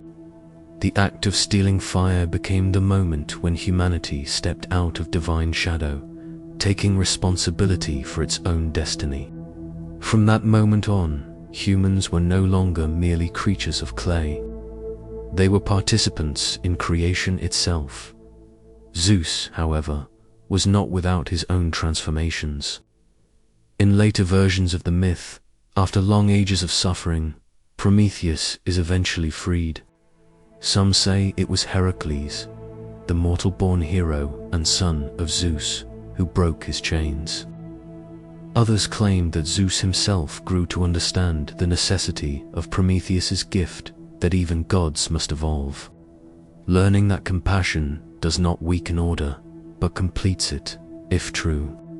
It means that even the king of gods learned something from the Titan's rebellion. That wisdom is not the opposite of mercy, but its twin. There is an old interpretation, one shared by the Stoic philosophers, that sees Prometheus as the embodiment of reason logos, the divine intelligence that animates all things. In this view, his punishment is not a story of cruelty, but of the eternal tension between fate and freedom. The fire he brings is consciousness itself, the awareness that allows humankind to question, to create, and to suffer meaningfully. The myth invites a question that still lingers. Can compassion ever truly exist without rebellion? Prometheus did not seek to destroy Olympus. He sought to elevate humankind. His defiance was an act of love. Yet, in the eyes of power, even love can look like treason. Perhaps that is why his story has endured through millennia, reimagined by poets, retold by philosophers, and revisited by every age that struggles between obedience and empathy. From ancient Athens to modern literature, Prometheus remains a symbol of the light that costs too much and yet cannot be surrendered, even now.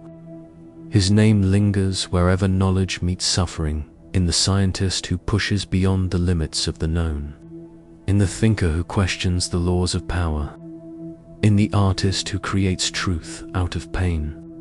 The chain is never fully broken, because the struggle it represents never ends at its heart. The myth of Prometheus is not about defiance alone. It is about the weight of compassion, the burden of caring, for a world that may never understand the cost of its own fire. Somewhere in the ancient imagination, there is still that lonely figure bound to the mountain, watching the sunrise each morning. The eagle descends again, and yet he endures. The wind moves through the stone, carrying with it the faint sound of breath, not of despair, but of persistence, because even in agony, Prometheus remains unbroken. And perhaps that is the quiet truth hidden within his myth, that the light we hold, fragile though it is, was born from pain, willingly carried from a compassion so powerful it challenged the gods themselves. A reminder that even in chains, the spirit of fire cannot be silenced. It only waits patient as the dawn for another spark. Chapter 10: The Gift of Fire. Awakening the human soul. Fire was never merely a flame. It was the first mirror in which humanity saw itself. In ancient Greece, fire stood as the line between animal instinct and conscious life. To possess it was to hold a fragment of divinity, dangerous, beautiful, and alive. The myth of Prometheus told of this transformation, the moment when humankind was no longer helpless in the cold, but awake, curious, and defiant beneath the gaze of the gods. For the Greeks, fire was not a simple gift. It was an awakening. The first hearths glowed in the darkened world of early myth, their light flickering on rough stone walls and clay figures. That glow symbolized thought itself, the rising flame of awareness in a mind once dormant. The story said Prometheus had stolen the sacred fire from Olympus, concealing it within a hollow fennel stalk and bringing it to the earth below. But what he gave was not just heat or survival. He gave the essence of self-knowledge, the ability to question, to imagine, and to choose. In Hesiod's Theogony, Zeus saw this theft as treachery. The power of the gods had been divided, and mortals were no longer bound by the ignorance that once kept them docile. They could now build, forge, and dream. Fire let them make tools, cook food, and illuminate the night, but more profoundly, it let them rebel against their own limitations. To the Greeks, this was the first act of true consciousness. The myth carried within it a warning about the cost of awareness. Every spark of enlightenment came with shadow. In Prometheus' defiance, Zeus saw the danger of unchecked will, a mortal mind that might one day rival the divine. So fire became both blessing and curse, symbol and punishment, in the flicker of a flame. One could read the entire human story, brilliance and fragility entwined. The philosophers of later centuries saw this symbolism clearly. Heraclitus, who spoke of fire as the ever-living, believed it was the essence of change, the heartbeat of the cosmos. All things are exchanged for fire, he wrote, meaning that everything burns with transformation. Fire was not only the tool of civilization, it was the language of becoming, the pulse of thought that never rests. And yet, even in that restless flame, the ancients sensed something sacred. In temples dedicated to Hestia, goddess of the hearth, an eternal fire burned tended day and night by priestesses. It was not allowed to die, for it represented the life of the community, the memory of the gods, and the moral warmth of the home. The same reverence echoed later in Roman shrines, where the Vestal virgins guarded the flame of Vesta. Its extinguishing was seen as a terrible omen, as though the spirit of civilization itself had flickered out. Through this fire, humanity became custodian of divinity.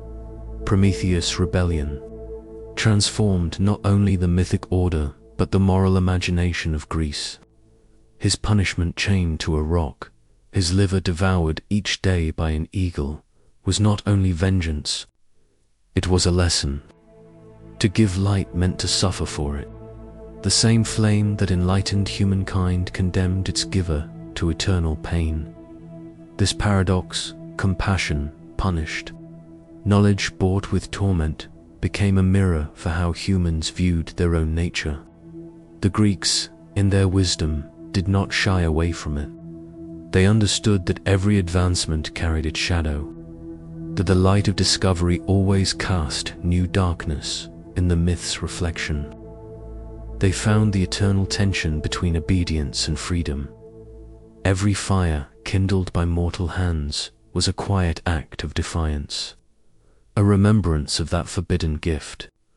The flickering torch carried in the ancient Panathenaic games of Athens, passed from runner to runner, was more than a ceremonial light. It was the living continuation of Prometheus. Flame the belief that divine spark still resided within mortal flesh, and perhaps that was the heart of the myths. Endurance. Prometheus did not merely steal something from the gods, he revealed what was already hidden within humanity. Fire was a metaphor for the potential that had been waiting to awaken the mind's inner light, the soul's restless curiosity. Once it was kindled, it could never be fully extinguished. Even Zeus could not reclaim it. In later philosophical thought, the story deepened into questions of morality and meaning. Was Prometheus wrong to defy divine law? Or did his act mark the beginning of moral progress? The courage to act with compassion against tyranny. Aeschylus' Prometheus Bound portrayed the Titan as a noble figure, a sufferer for truth, enduring agony so that humanity might rise from ignorance. His defiance became a symbol not only of rebellion, but of moral duty, the will to do what is right, even when punished for it. This interpretation carried forward through centuries, inspiring thinkers from the Stoics to the poets of the Enlightenment. In the 19th century, Shelley called him the Titan who made men's hearts and thoughts sublime. For the Romantics, Prometheus represented the creative spirit itself, the artist, the scientist, the visionary one who burns for knowledge and gives it freely, despite the cost. And still, behind these grand the ancient fire remains quiet and simple. It is the warmth of the hearth, the candle at dusk, the campfire's glow against endless night. It is the human mind remembering that it can make light in darkness, that awareness is itself sacred. Fire changed the nature of life, but it also changed the way humanity saw the divine. The boundary between gods and mortals blurred. No longer were humans mere dependents of Olympus. They became co-creators, shaping their world with the same elemental power once reserved for the heavens. In that transformation lay a new idea of the soul, one not given by the gods, but awakened by the act of reaching for their light. Perhaps that is why Prometheus' story never fades. It is told not to glorify defiance alone, but to remind us of what it means to awaken, to seek truth even when it burns. Every act of learning, every discovery, every quiet moment of understanding is, in its own way, another spark carried from that first stolen flame. And though Prometheus' chains were myth, the fire he gave was real. It still burns wherever thought ignites, wherever compassion refuses to yield to fear. In the end, fire is not only what humans hold, it is what they are. A living ember between the earth and the stars. A reminder that even the smallest light can challenge eternity. And so, when one watches a candle flicker or a hearth settle into slow-glowing coals, one may still feel that ancient presence, the gift that woke the soul of humankind. The question lingers softly in that glow: was Prometheus punished for rebellion, or for love? Chapter 11. Pandora and the opening of sorrowing. The quiet after Prometheus' defiance. The gods turned their gaze toward humanity. The fire had been stolen, the sacred order disturbed, and the balance between heaven and earth had shifted. Zeus, ever wary of mortal pride, sought to restore the old boundaries. But he did not strike with thunder or flood. His vengeance would arrive in a gentler form, graceful, curious, and devastating. Her name was Pandora, The Greeks called her the all-gifted one.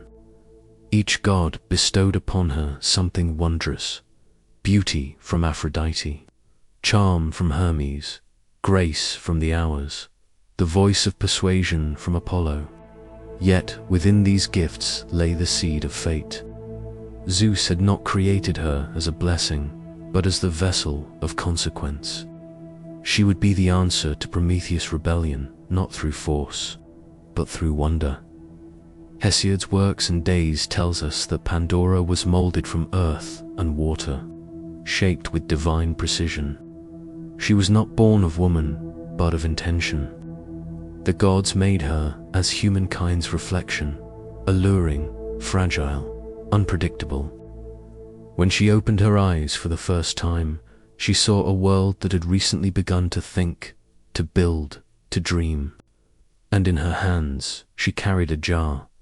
It was said to be sealed by the will of Zeus himself, containing countless unseen forces, spirits of suffering, greed, and disease. Yet to Pandora, the jar was a mystery too deep to ignore. The myth does not tell us how long she resisted its pull. It only says that curiosity overcame caution. The seal was broken, and the air filled with invisible wings. From the jar flew the miseries of humankind: sickness, jealousy, aging, toil, despair. They scattered into the world like ash from a sacred fire, settling over every life to come. Where once humanity lived in innocent ease, they now awoke to pain, labor, and loss. And so Zeus's plan was complete. Prometheus had given humankind the gift of divine fire, but Pandora had given them the burden of divine awareness. For with suffering came reflection, and with reflection came meaning. In this paradox, the Greeks found a truth they never sought to deny. Sorrow is inseparable from the human story. The myth of Pandora was not told as mere punishment. It was told as revelation. Before her, the world was bright but shallow, untouched by longing or grief. After her, humanity could finally understand the cost of being alive. To live without suffering, the Greeks believed, was to live without depth. It was through pain that mortals learned empathy, reverence, and resilience. Through Pandora's jar, the gods had given humanity not only hardship, but the capacity to endure it, and through endurance, the shadow of wisdom. But still, the myth holds its quiet mercy. When Pandora, horrified by what she had done, tried to close the jar, one spirit remained trapped inside. It was Elpis Hope. This final presence has long puzzled philosophers and poets. Was hope a comfort left to humankind, or one last illusion meant to prolong their suffering? Hesiod's verses do not say. They leave the question unresolved, like the echo of the jar's closing lid in that silence. Interpretation became its own kind of faith. Some said hope was a blessing, a divine thread linking mortals back to Olympus, allowing them to bear the weight of existence. Others saw it as a trick of the gods, a promise that keeps humanity struggling against inevitable pain. Even today, the meaning shifts like light on water. Hope endures precisely because it cannot be explained. Pandora herself came to embody this tension: beauty and danger, wonder and ruin, innocence and consequence. She was not evil. She was human. The first to act from curiosity, the first to feel regret, the first to face the unknown. In her story, the Greeks saw the origin of every choice made without knowing its end. Her myth is one of awakening, not unlike Prometheus, but in a different direction. Where Prometheus brought fire from the heavens, Pandora opened the darkness of the human heart. Both were acts of transformation. Both carried pain in ancient Greek art, Pandora was often depicted at the moment before the jar opened. Her expression calm, uncertain, almost serene. It was the stillness before awareness, the moment that every soul, at some point, must live through. For to be human is to lift a lid one cannot close.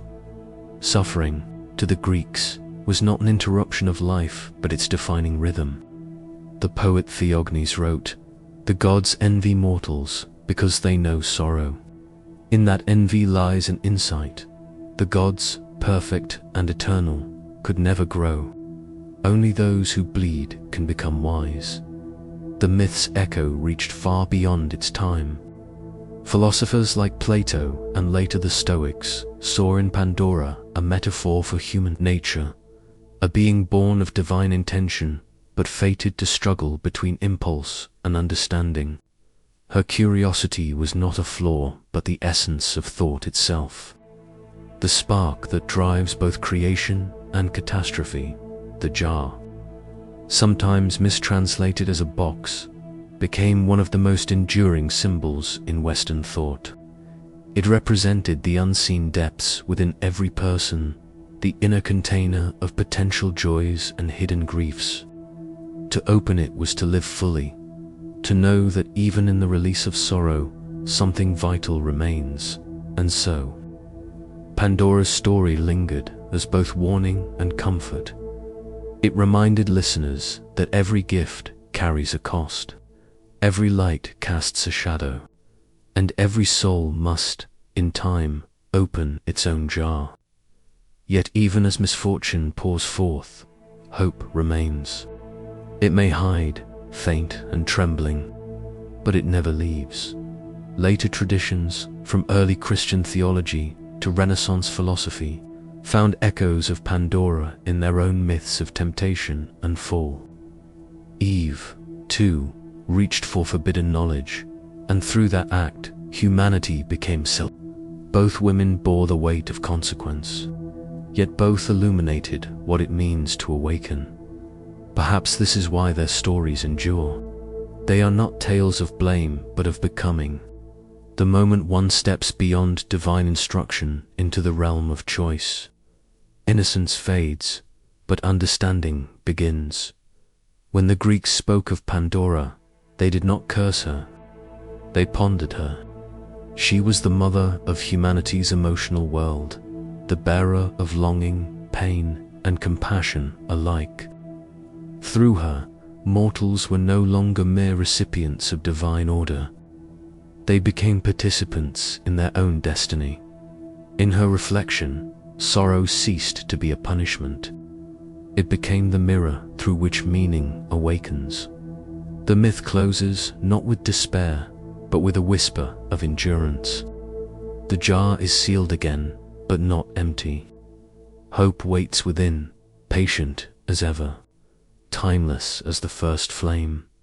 And perhaps that is the truest legacy of Pandora, that in the heart of suffering lies the smallest light.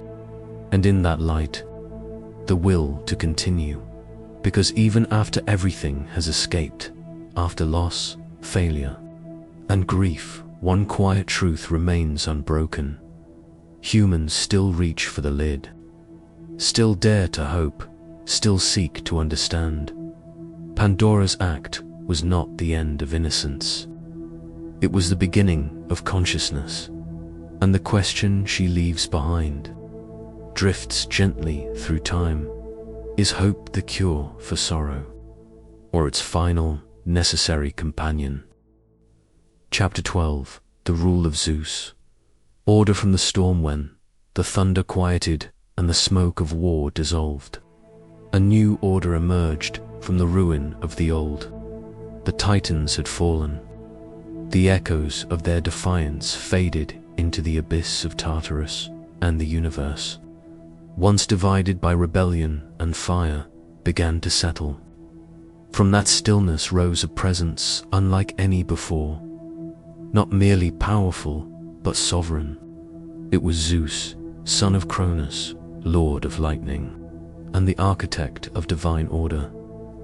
In the vast expanse of Greek thought, Zeus was more than the king of gods. He was the embodiment of cosmic reason, the principle that brought balance where there had once been only chaos. His reign marked the transformation of raw creation into structure, of unbound power into justice. From his throne on Mount Olympus, high above the mortal world, Zeus watched over both gods and men. The ancient poets imagined him surrounded by clouds that never ceased to stir, reminders that his peace was born from the storm, not beyond it. Every bolt of lightning that split the sky was his decree. Every rumble of thunder, his voice across the heavens took to the Greeks. Zeus was not simply a ruler who demanded obedience. He was the keeper of Dike, divine justice, the unseen force that governed both nature and morality. The same energy that held the stars in their paths held mortals to their word. The cosmos, in its harmony, reflected his will. Temples soon rose in his honor. On mountaintops, at city centers, and in sacred groves, men built altars to the one who ruled both storm and fate. They burned offerings of oxen and grain, lifted their hands to the open sky, and prayed for mercy and moderation. To live rightly was to live beneath his gaze. In myth, Zeus's power was immense but not arbitrary.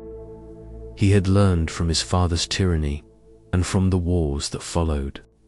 Where Cronus had ruled through fear and secrecy, Zeus sought balance, though his justice could still strike with sudden fire. He punished the arrogant, the oath-breaker, and the one who defied sacred order. Yet he rewarded the just, the hospitable, and the wise. Each myth that followed carried this rhythm of measure and response, the eternal dialogue between divine will and mortal choice. The Greeks believed that Zeus' rule reached far beyond Olympus. He was present in every assembly of men, in every court, in every covenant sworn beneath open skies. They called him Zeus's Enios, protector of guests and wanderers, ensuring that hospitality, the most sacred bond among humans, would never be violated without consequence. A stranger at one's door might, after all, be Zeus in disguise, testing the heart more than the household. This belief shaped not just myth, but civilization itself. Through Zeus' example, order became not merely divine, it became moral.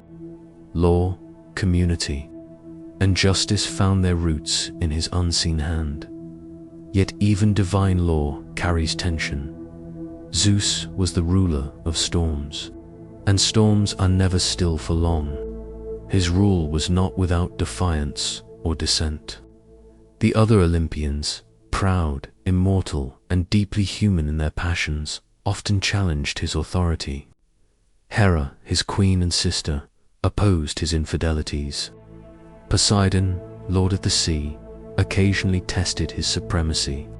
Even Athena, the goddess of wisdom and his favorite child, counseled restraint when his wrath grew too fierce. In these divine conflicts, the Greeks saw reflections of their own struggles, power and principle, desire and restraint, chaos and harmony. To them, Olympus was not a perfect heaven, but a mirror of life, magnified to eternal scale. The gods were models, warnings, and companions in the human search for meaning. Over time, Zeus' reign came to symbolize more than dominance. It was the establishment of balance between the forces that shaped the world, heaven and earth, order and chaos, authority and freedom. The poet Hesiod, writing centuries after the myths first took form, saw Zeus as the moral compass of the cosmos. To him, Zeus was the mind that sees all. His will was not mere command, but a kind of cosmic understanding, the harmony that sustains the world through wisdom as much as through power. Yet others viewed him differently. Some philosophers, especially in the later Hellenistic age, began to see Zeus not as a being but as a principle, the logos, the divine intelligence that animates the universe. In this interpretation, thunder was not his weapon but his language. Lightning became the spark of reason, cutting through ignorance as it once cut through the storm. The myth of Zeus thus evolved from king to symbol, from thunderer to the voice of law itself. But even as this image refined, one truth remained. Zeus was the balance point of creation. Without his order, the world would return to chaos. Without his restraint, justice would dissolve into vengeance. To the ancient Greeks, this understanding gave their world stability. They lived not in fear of Zeus, but in respect for the fragile harmony he represented. Farmers offered prayers before planting, sailors before sailing, judges before ruling. Each act of faith acknowledged that all human effort unfolded under divine equilibrium, a reminder that no order, however just, was ever truly permanent. And perhaps that was the quiet wisdom within Zeus' reign, that peace, like lightning, is born from tension. His calm was not eternal stillness, but balance continually maintained, the delicate moment between thunder's birth and silence's return. There were times, of course, when that balance faltered. When humanity's arrogance grew, Zeus would intervene, not to destroy, but to remind. Floods, droughts, and omens became his voice when prayer no longer sufficed. Each act of divine retribution was meant not to end life, but to renew it. Through punishment came purification, through trial, wisdom. For the Greeks, the storms of Zeus were moral as much as meteorological. They believed that the sky mirrored the state of human virtue, clear when the world was just, dark when injustice festered. And when the clouds broke open with lightning, it was not chaos returning, but the cosmos correcting itself. In art and poetry, Zeus was almost always depicted in motion, arm raised, thunderbolt poised. His stillness, when it appeared, was the stillness of potential energy. Even calm skies hinted at the presence of his power, restrained but ready. That image shaped centuries of thought about leadership, divine or mortal. To rule, the Greeks came to believe, was not to dominate but to harmonize, to hold opposites in tension without letting either destroy the other. It was a lesson they attributed to the thunderer himself, and yet, beneath the structure of his rule, another truth stirred quietly, one the poets and philosophers never ignored. Every order, no matter how divine, is temporary. The same fate that overthrew Cronus would, in time, come for Zeus. The Greeks knew that all things, even the gods, exist within cycles. Power rises and falls like the tides. The myth never allowed the illusion of permanence. Even the mightiest must yield. But in that inevitability, the Greeks found comfort, not despair. For if the gods themselves could not escape the rhythm of change, then humanity's own struggles were not failures. They were reflections of a cosmic pattern, from chaos to storm. From storm to law, Zeus had given the world its structure. He was the principle of balance embodied in thunder and sky. The heavens had found their order, their steady rhythm, their fragile peace, and yet, even as he ruled, the Greeks knew that somewhere, deep within the silence of time, the storm still waited, because every balance holds within it the memory of the chaos it once subdued. And every ruler, even Zeus himself, stands at the edge of that silence, knowing that order, like lightning, must one day fade back into the clouds from which it came. Chapter 13. The Council of the Gods. Harmony on Olympus high, above the mortal world. Where clouds drifted like veils of silver, Olympus rose, not merely a mountain, but a realm of divine order.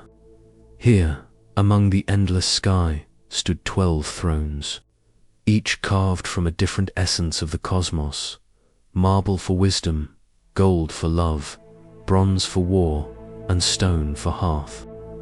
Together, they formed the first council of gods, a circle of immortals who reflected every joy, fear, and contradiction within the human soul. The Greeks believed that Olympus was not far from the earth, but merely hidden by clouds too bright for mortal eyes. Its halls were said to echo with laughter, argument, and song, for the gods were not distant abstractions, they were family, and like all families, they lived within a fragile equilibrium of affection, pride, and unending rivalry. At the heart of this order sat Zeus, the father of gods and men. His thunderbolt was not only a weapon but a judgment, a flash that struck whenever cosmic balance was threatened. Yet Zeus did not rule alone. The harmony of Olympus depended upon the shared power of 12 deities, each representing a force essential to both the world and the human condition. To his right sat Hera, Queen of Heaven, guardian of marriage and the sanctity of promise. Her temper was legendary, her jealousy divine, yet beneath it lay the ancient fear of betrayal, a pain as human as any. Hera's presence reminded mortals that love without loyalty was fragile, and oaths without faith were empty. Beside her was Athena, born from the mind of Zeus, radiant with reason and justice. She was the goddess of wisdom, but also of war, not the chaos of bloodshed, but the discipline of strategy and thought.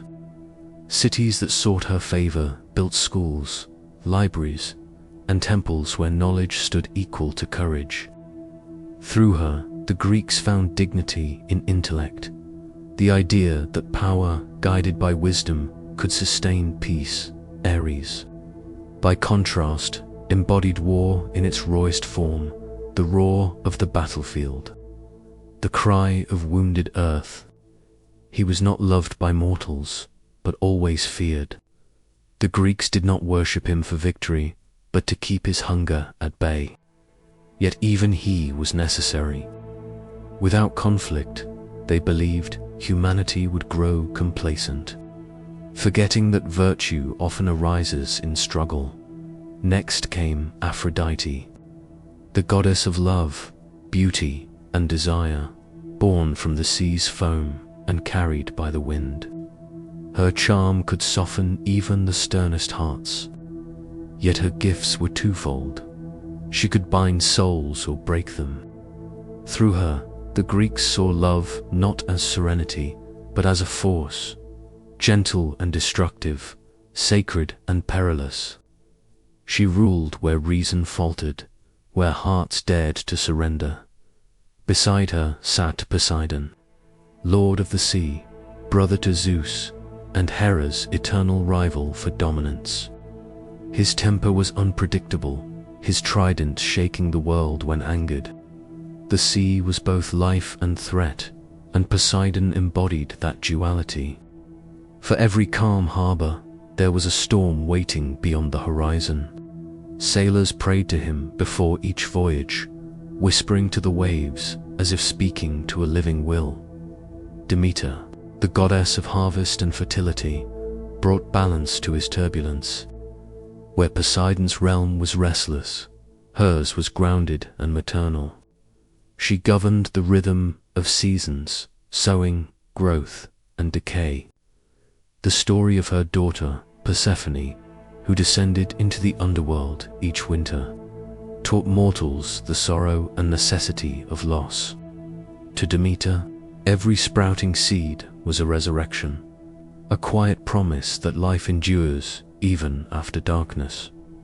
Artemis followed, the twin sister of Apollo, goddess of the moon, of wilderness and the hunt. She lived between solitude and kinship, roaming forests, yet guarding childbirth and innocence. To the Greeks, she was a mystery, untouched, free, untamed. Her silver light guided travelers through the dark, yet warned them not to trespass upon sacred ground. Apollo, her twin, embodied light in another form: reason, prophecy, and the arts. His lyre shaped the rhythm of human thought. His oracle at Delphi spoke the riddled truth of fate. He was both healer and punisher, guiding mortals toward harmony through discipline. Where Artemis ruled instinct, Apollo ruled intellect. Their balance, moon and sun, night and day, mirrored the cosmic order that Olympus sought to preserve. Hephaestus, the divine smith, stood apart from the others. Crippled from birth and cast down by his own mother, he found redemption in creation. His forges burned beneath volcanoes, shaping weapons for gods and thrones for kings. Yet beneath the clang of his hammer was tenderness, the artistry that turns pain into purpose. He reminded mortals that even imperfection holds sacred worth, that beauty can arise from the broken dot. Hermes, the messenger, completed the circle with movement and speech. His wings carried him between worlds, from Olympus to the underworld, from divine council to mortal markets. He governed trade, invention, and lies. To the Greeks, he was a symbol of motion, the truth that all things flow, that life is constant exchange. Even the gods, they believed, needed a bridge between wisdom and impulse, silence and speech. And then there was Hestia, goddess of the hearth. Quiet, unseen, yet vital. Her flame burned in every home and temple, uniting families and cities under one warmth. She rarely appeared in myth, for her power was not in conquest but constancy. Where Zeus thundered and Ares raged, Hestia endured. She was the still center around which divine chaos revolved. Together, these 12 shaped the order of heaven. Yet their harmony was not without strain. The myths are filled with quarrels, Hera's fury at Zeus's infidelities, Athena's defiance of Poseidon over the city of Athens, Ares' humiliation at the hands of Hephaestus. Even the gods, it seemed, were bound by the same tensions that governed mortal hearts. This was the quiet truth beneath. Greek religion. Divinity was not perfection, but reflection. The gods mirrored humanity's virtues and flaws, magnified into eternity. Their conflicts became cosmic allegories, lessons written in thunder and starlight. Each god's domain balanced the others. War was checked by wisdom, passion by duty, sea by harvest, and through it all, Zeus sought to maintain the delicate order that separated heaven from chaos. Olympus, then, was not merely a realm of power. It was a moral universe, one where each divine principle found its counterweight. To the Greeks, this structure explained the nature of existence itself.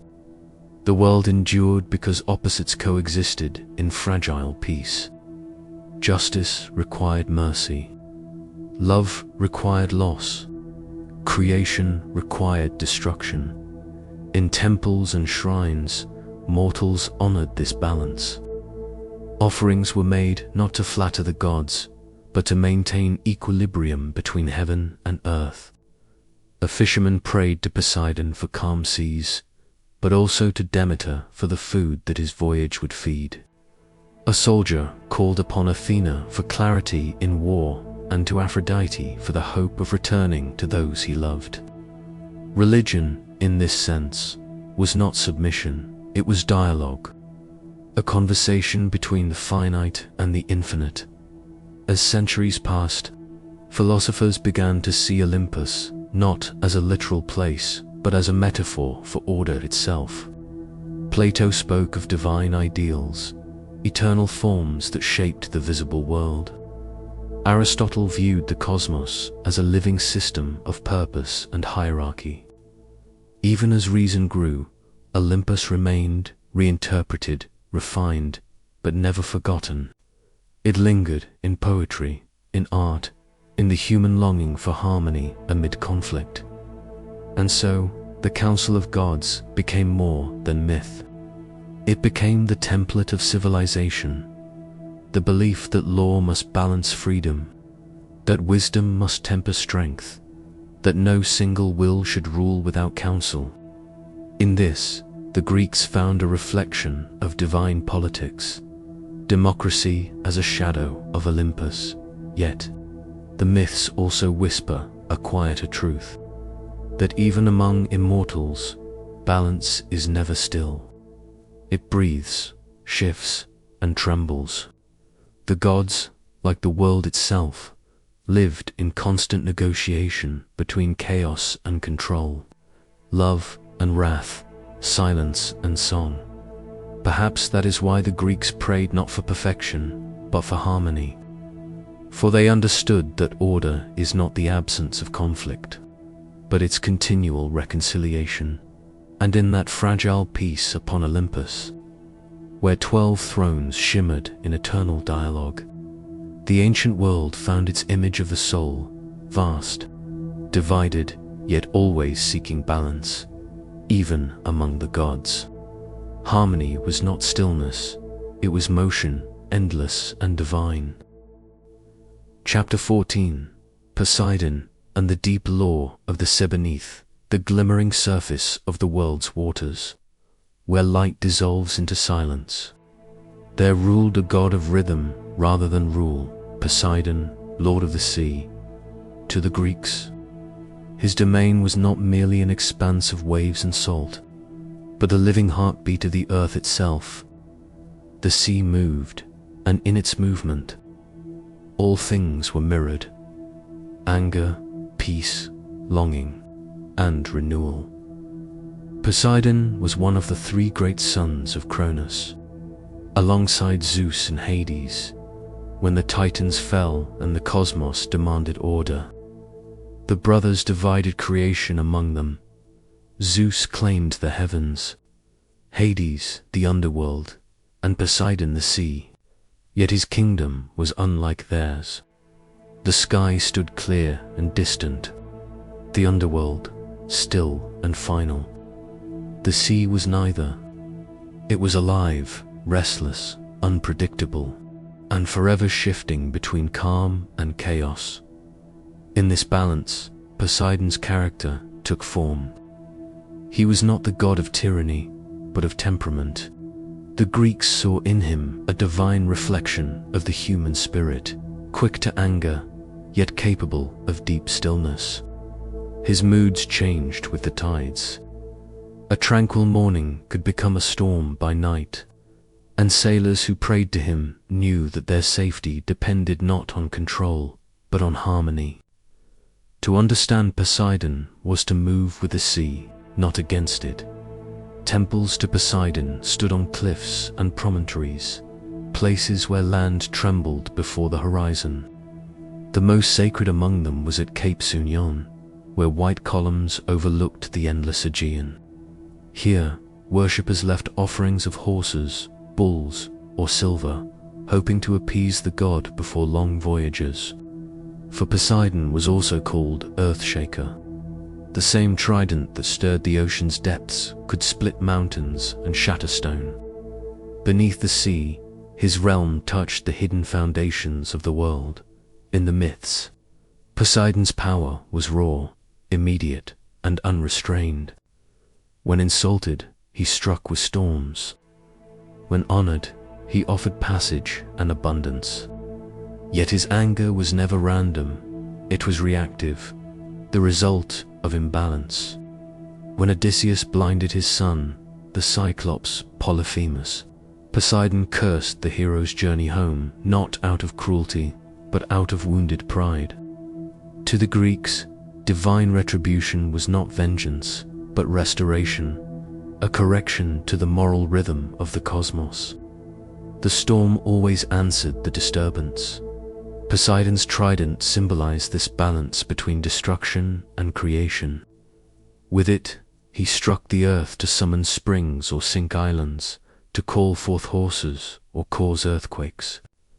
The trident's 3 points were said to represent the forces of the sea waves, currents, and depths, but also the threefold nature of emotion, passion, wrath, and renewal. Each strike reminded mortals that the sea, like the soul, could both cradle and consume in art. Poseidon was depicted with a beard of foam, his eyes deep as the ocean floor. He rode a chariot drawn by hippocamps, creatures half horse, half fish, across the rolling surf. Where he passed, waves rose in greeting, and dolphins followed in his wake. Yet behind his majesty lay an ancient truth.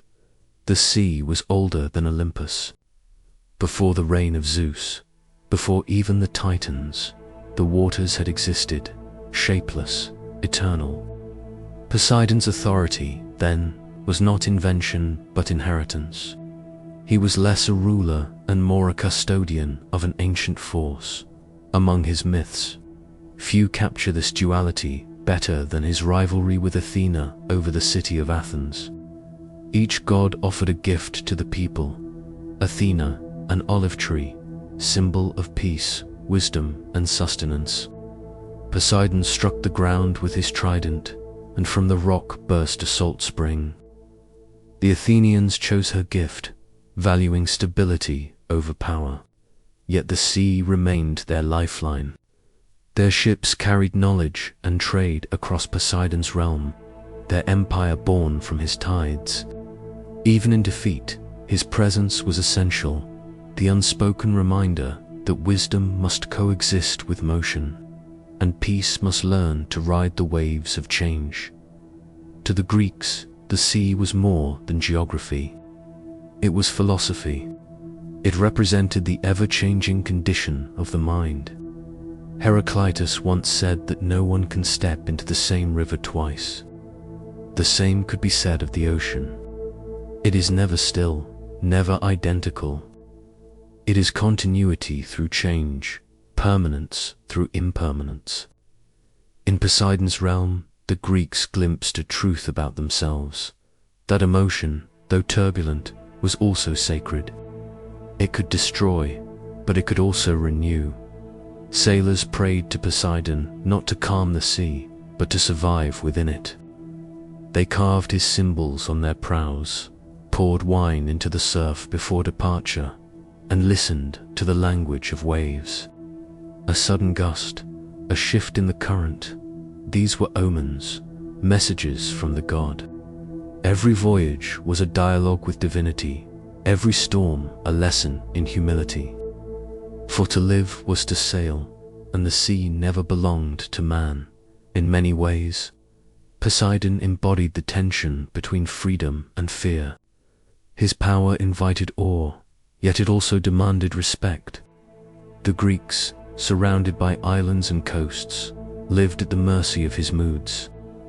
Their story spoke not of domination over nature, but of coexistence with it. When fishermen cast their nets, they did so with reverence. When they buried their dead at sea, they entrusted souls to the deep, to Poseidon's care.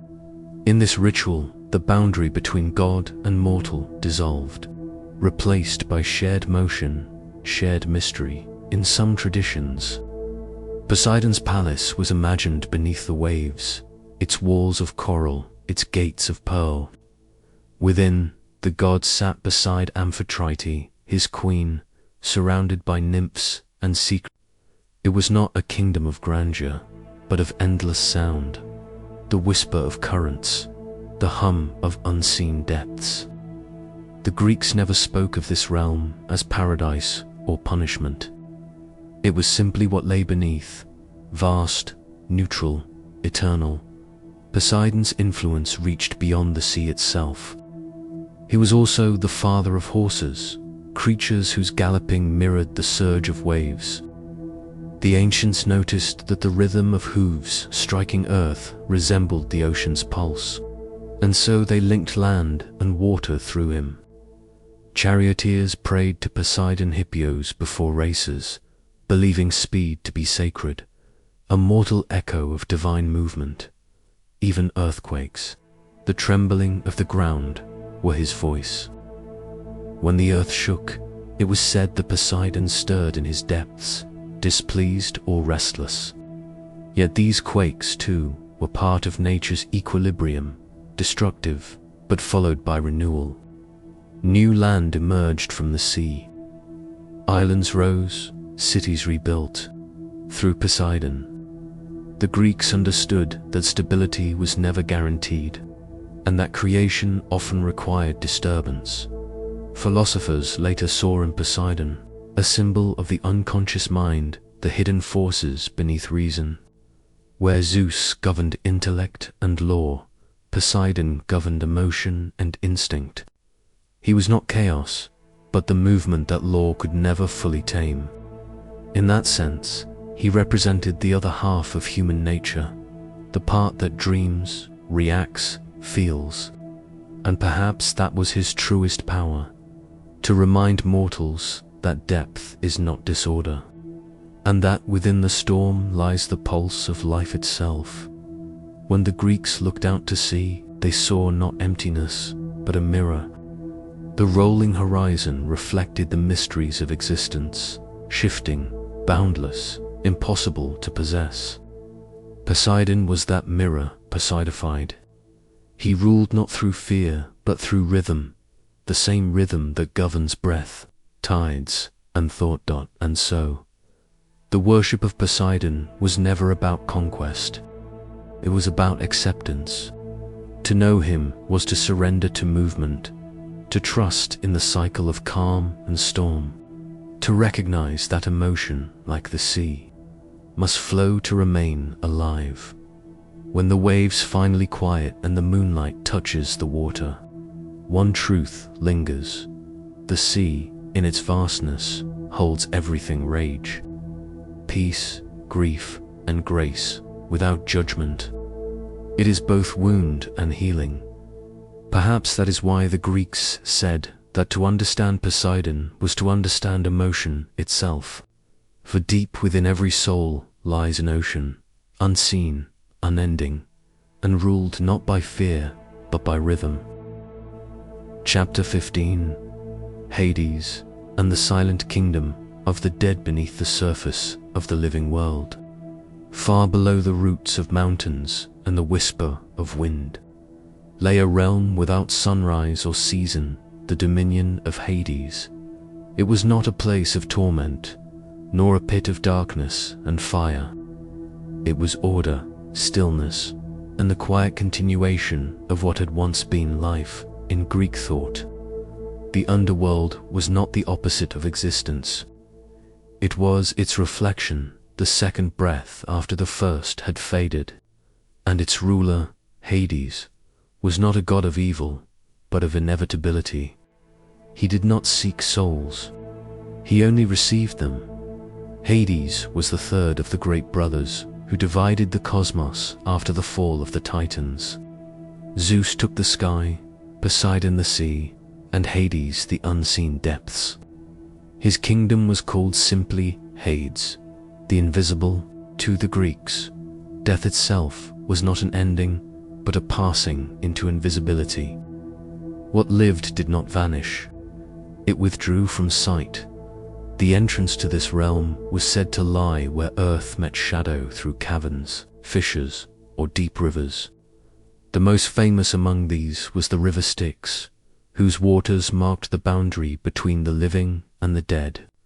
Souls crossed it under the watchful awe of Charon, the silent ferryman, who demanded payment, a single coin placed upon the tongue or beneath the eyelid of the deceased. Those without offering were said to wander the banks for eternity, echoes caught between worlds. In myth, the underworld was a vast geography of meaning. 5 rivers wound through it, each representing a facet of the human condition. The Styx, the river of oaths and unbreakable bonds. The Lethe, the river of forgetting, where souls drank to erase memory before rebirth. The Acheron of sorrow, the Phlegethon of fire and purification, and the Cocytus of lamentation, the wailing of those who still clung to life. At the center of this intricate landscape stood the great palace of Hades, built of obsidian and shadowed silver. It was neither cold nor cruel, but eerily still. Here the god ruled alongside his queen, Persephone, the daughter of Demeter, who split her existence between the sunlight above and the twilight below. Together, they represented the rhythm of loss and return, life descending into dormancy and rising again in spring. The myth of their union was not one of abduction alone, but of transformation. Through Persephone, death gained a pulse, a cycle dot to the Greeks. Hades was both feared and respected. His name was seldom spoken aloud, not out of hatred, but out of reverence. To invoke him was to acknowledge the unseen law that all things must end. He was called Plautin, the giver of wealth, for from the depths of his domain came the minerals, the fertile soil, and the hidden roots that sustained life above. Death, in this sense, was the source of renewal. Unlike the gods of Olympus, Hades did not interfere in mortal affairs. He did not command worship, nor demand temples. His role was constant, impartial, inevitable. He embodied the Greek understanding that even divinity required boundaries. There was no rebellion in death, only the return to order. Those who entered his realm were judged, but not condemned without measure. The dead stood before three ancient judges, Minos, Rhadamanthus, and Iacchus, who weighed the lives of mortals. The virtuous were sent to the Elysian fields, a place of gentle light and endless rest. The ordinary, those neither wicked nor heroic, wandered the asphodel meadows, where the souls moved like quiet dreams, and the truly cruel descended further into Tartarus, where punishment awaited those who had defied the balance of the cosmos. But even Tartarus was not eternal in the way later traditions imagined hell. It was correction, not vengeance, a purification of spirit. The Greeks did not see Hades as punisher, but as keeper of the system that ensured harmony. Every action in life echoed in the underworld, as every ripple on the sea returned to shore. Philosophers such as Plato later expanded these beliefs into moral reflections. In the myth of he described souls choosing new lives after glimpsing their past deeds in the underworld, suggesting that death was a pause, not a conclusion. The underworld was not simply a place. It was a process, the cleansing of identity, the quiet sorting of truth. Even in their funerary customs, the Greeks mirrored this philosophy. They honored the dead not with dread, but with continuity. Offerings of honey, milk, and oil were poured into the earth, nourishment for the departed. Small cakes were burned so that smoke might rise to the unseen. Families visited graves to speak the names of ancestors, ensuring they were not forgotten. To remember the dead was to keep the thread unbroken between worlds. There is a quiet wisdom in that practice, the belief that death requires recognition, not denial. To forget the dead was to disturb the balance, just as to defy Hades was to resist the natural order of being. The Greeks accepted that the underworld was part of the same divine architecture as Olympus. Heaven and earth, sea and shadow, all were reflections of one unified cosmos. Yet, despite its peace, the realm of Hades carried an unease, not of pain, but of distance. The dead did not suffer, but neither did they feel as the living do. The poet Homer described them as shades, pale echoes of their former selves. When Odysseus visited the underworld, he found even Achilles, the greatest of warriors, lamenting that he would rather be a servant among the living than a king among the dead. This sentiment revealed the Greek paradox. Though death was necessary and natural, life was still sacred for its fleeting light. Still, there was no rebellion against Hades, for he did not choose who entered his gates. His dominion was not cruelty, but custody. When souls crossed a threshold, they left behind the noise of existence, the striving, the fear, the hunger, and entered a silence deeper than any mortal could comprehend. In that silence, perhaps, was the purest form of peace. The poets spoke of this realm with both dread and tenderness. They imagined the souls drifting like leaves upon unseen waters, or standing beside the Lethe, yearning for forgetfulness. Some saw Hades himself seated upon a throne of dark stone, unmoving, his gaze steady and just. Others envisioned him walking among the shades, unseen but ever present, the embodiment of final understanding. In truth, Hades' realm was the completion of the Greek worldview. For them, the universe was cyclical, life born from earth, sustained by its fruits, and returned again to its soil. The underworld was not exile, but return. Death, then, was not punishment, but participation in the same eternal rhythm that governed gods and mortals alike to live. The Greeks believed was to be temporarily separated from the whole. To die was to reunite with it, and so, Hades' rule was quiet but absolute, not the tyranny of fear, but the inevitability of harmony. His name was invoked softly, often replaced by titles of honor. He was the unseen one, the host of many, the receiver of souls. He did not demand worship because every living thing, in time, would offer it in this way. Hades stood apart from the other Olympians. He did not rule through lightning or sea or sky, but through stillness. His kingdom had no dawn, yet it was not without light, for the Greeks imagined that even in the shadowed meadows, the souls glowed faintly, their essence untouched by decay. Perhaps that is why, in their rituals and stories, there is an undercurrent of calm acceptance. The Greeks did not deny death, nor did they worship it. They met it as they met the sea, with awe, with respect, and with understanding. For every ending, they knew, was only another shape of the eternal. When one looks into the myths of Hades, what emerges is not despair, but balance.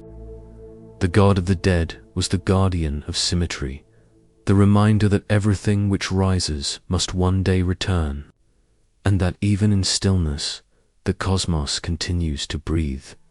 Every flame eventually softens into ash. Every voice fades into silence. But in that silence, something remains, an order older than fear, deeper than memory. And perhaps that was Hades' greatest gift, not the promise of eternal life, but the assurance that nothing is ever truly lost, only transformed into quiet for every ending. As the Greeks believed, is simply a deeper form of stillness. Chapter 16, Hera, the veiled power of divine queenship in the high courts of Olympus, where thunder and light often took the center stage. There was another kind of power, one that spoke not through storms, but through presence. Hera, the queen of the gods, was that power. She was often remembered as the goddess of marriage, and yet her dominion stretched far beyond ceremony or sentiment. Hera was sovereignty itself, the embodiment of divine law, commitment, and endurance. Where Zeus ruled the heavens, she ruled their order. Her authority was quiet, deliberate, and absolute in its dignity, to the Greeks. Hera represented the structure that held the cosmos together. Marriage was not merely union between two. It was a microcosm of divine balance, a sacred contract that reflected harmony between opposing forces. In this sense, Hera was not only the guardian of human vows, but the protector of divine equilibrium. She was the unseen thread that kept Olympus from unraveling. Her origins were ancient, far older than her role as Zeus's consort. Long before the Olympian myths took shape, Hera may have been worshipped as a great mother, a goddess of fertility and protection across the Aegean. Archaeological findings from Argos, Samos, and Mycenae reveal her temples standing among the earliest sanctuaries in Greece, hinting that her cult may have once represented the spirit of the land itself, its continuity, its seasons, its sacred cycles of birth and decay. When later absorbed into the Olympian pantheon, Hera became the counterpart to Zeus, forming the archetype of divine kingship and queenship. Their relationship was not merely personal, it was cosmic. Zeus symbolized the impulse of creation, lightning, will, and expansion. Hera embodied the principle that shaped and sustained that force law, commitment, and the endurance of the heart. Yet mythology often cast her in shadow. Hera's image in many myths, jealous, vengeful, wounded, reflects not her malice, but her steadfastness in a world that often celebrated transgression. Her wrath was the expression of divine order resisting chaos. To the Greeks, every act of infidelity or broken oath disturbed the balance of the cosmos, and Hera, more than any god, upheld that balance. Her anger toward Zeus's many liaisons was not a trivial jealousy, but the rebellion of principle against disorder. When Zeus's desires scattered divine seed across the earth, Hera stood as the voice of law, the assertion that creation required accountability. Her myths, read carefully, become lessons in the tension between passion and permanence. In Argos, she was revered not merely as wife or queen, but as Hera Talia, Hera the complete, the perfected one. Her festivals, such as the Heraia, were grand celebrations of order and renewal. Women sought her favor for fertility and harmony, but also for wisdom and endurance. In her temples, offerings of peacocks, pomegranates, and lilies symbolized the beauty that emerges from restraint, the quiet dignity of continuity. The peacock, sacred to her, was more than a symbol of pride. It was a reminder of divine watchfulness. Its 100 eyes, according to myth, came from Argus, the all-seeing guardian whom Hera honored after his death. Through this, Hera was linked to the notion of divine vision, the awareness that sees beyond appearances, discerning truth within deception. In contrast to Zeus's thunderous majesty, Hera's power was veiled. It did not demand obedience, it commanded respect. Her influence was felt in the subtleties of harmony, in the balance between mercy and judgment, in the silent endurance of relationships, in the invisible strength of structure. The Greeks understood that kingship without queenship was incomplete power, without counsel, will without wisdom. When Homer wrote of her in the Iliad, Hera's presence was not that of a passive consort, but an active strategist, guiding the fates of men and gods alike. Her interventions in the Trojan War, though often cloaked in subtlety, shaped the balance of victory and loss. She was not simply moved by emotion, but by principle, the preservation of divine justice against mortal arrogance. There was also a maternal aspect to her divinity, though it was not the gentle comfort of nurture, but the strength of preservation. Hera protected childbirth through her daughter Eileithyia and guarded the sanctity of family bonds. In her, the Greeks saw not indulgent affection, but the sacred duty that sustains lineage and legacy. In her myths, however, this sacred duty often placed her at odds with others. Figures like Heracles, Dionysus, and Io became symbols of the eternal conflict between divine law and divine transgression. Her opposition to them was less about cruelty and more about consequence. Each myth where Hera resists or punishes reflects the gravity of cosmic order, the reminder that every act of creation disrupts an existing harmony and must find its rightful place again. Her relationship with Zeus was both storm and structure, the eternal rhythm of power and principle. In many myths, their quarrels shake the heavens, yet neither can exist without the other. Zeus's authority derives meaning only through Hera's acknowledgement. Without her, his reign would be pure impulse. Without him, her sovereignty would lack motion. Together, they mirror the dual forces that shape the universe: chaos and order, passion and restraint, change and continuity. Even in art, Hera's image was that of serene majesty. Sculptors depicted her seated upon a throne, her expression composed, her posture upright, holding a scepter or a pomegranate. Unlike Aphrodite, whose beauty was sensual and unbound, Hera's was regal, an embodiment of structure made graceful. She was the goddess of what lasts. To understand Hera is to understand endurance, the quiet strength beneath ceremony, the dignity beneath devotion.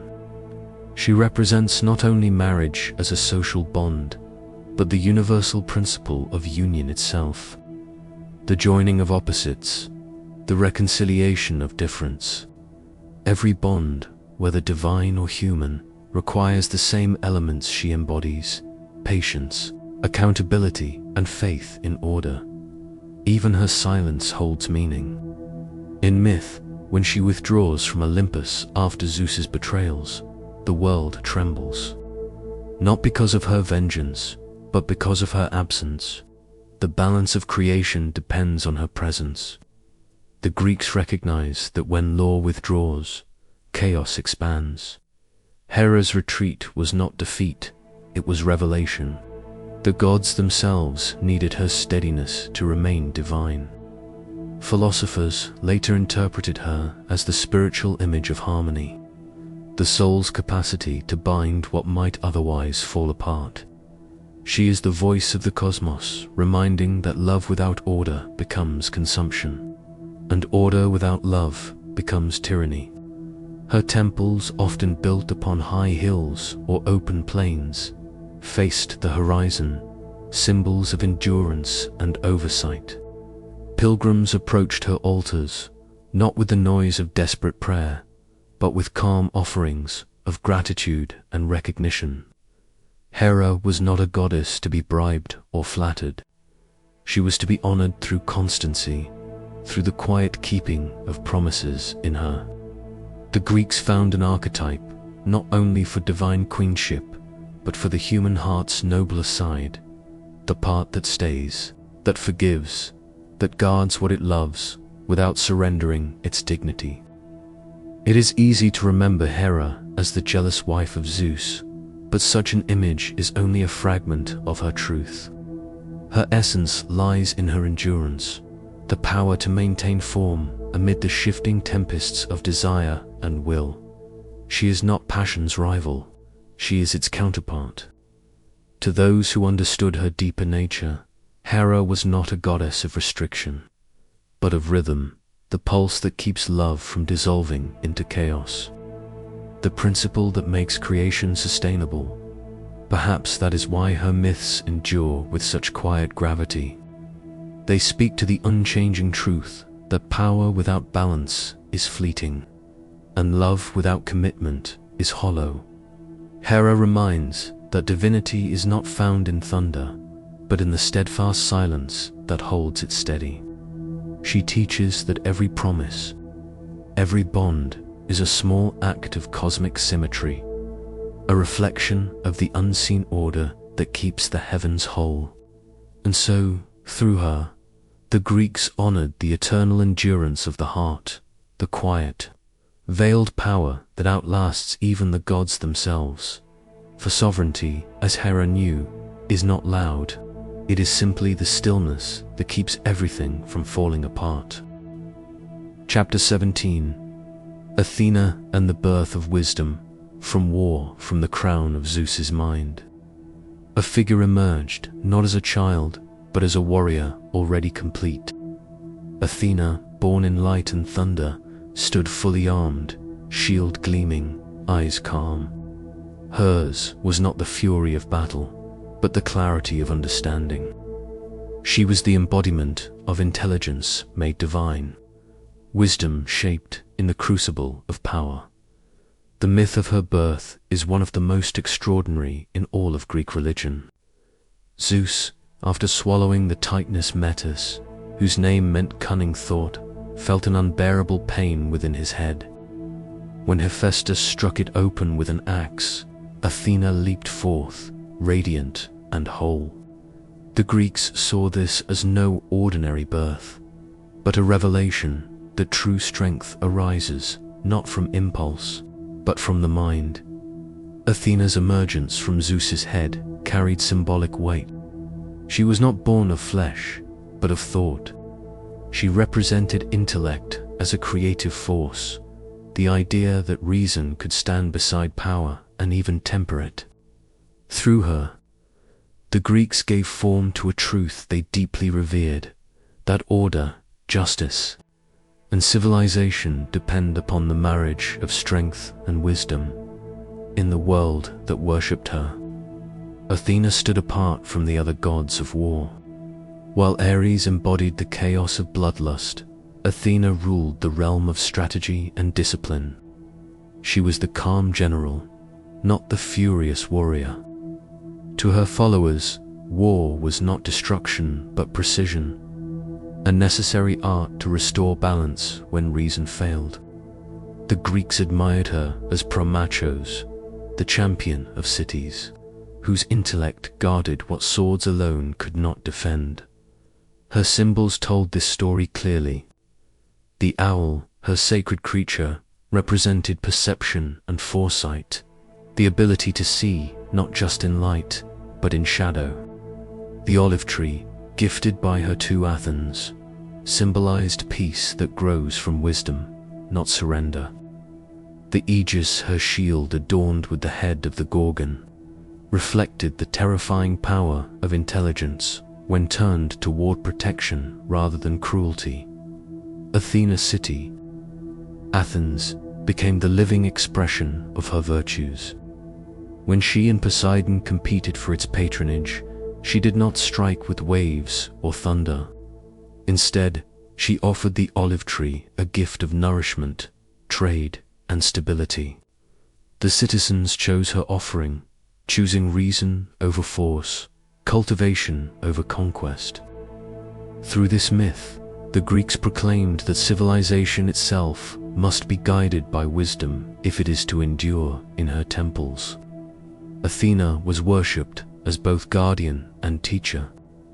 The Parthenon, rising above Athens, was not only a monument to beauty, but a symbol of intellectual devotion. Every column, every proportion, reflected the harmony she embodied, the balance between thought and form. Inside, the colossal statue of Athena Parthenos, crafted by Phidias, stood with spear in hand and calm eyes fixed forward. She was both protector and philosopher, an image of divine composure. Yet Athena was more than a goddess of intellect. She was also the spirit of justice. In myth, she presided over the first trial in human history, the case of Orestes, who killed his mother, Clytemnestra, in vengeance for his father's death.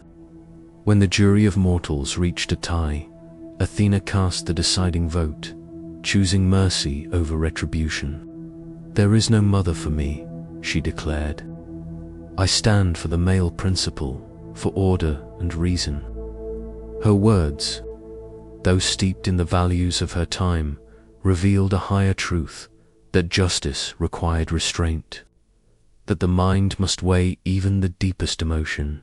Through this act, Athena founded the principle of human law.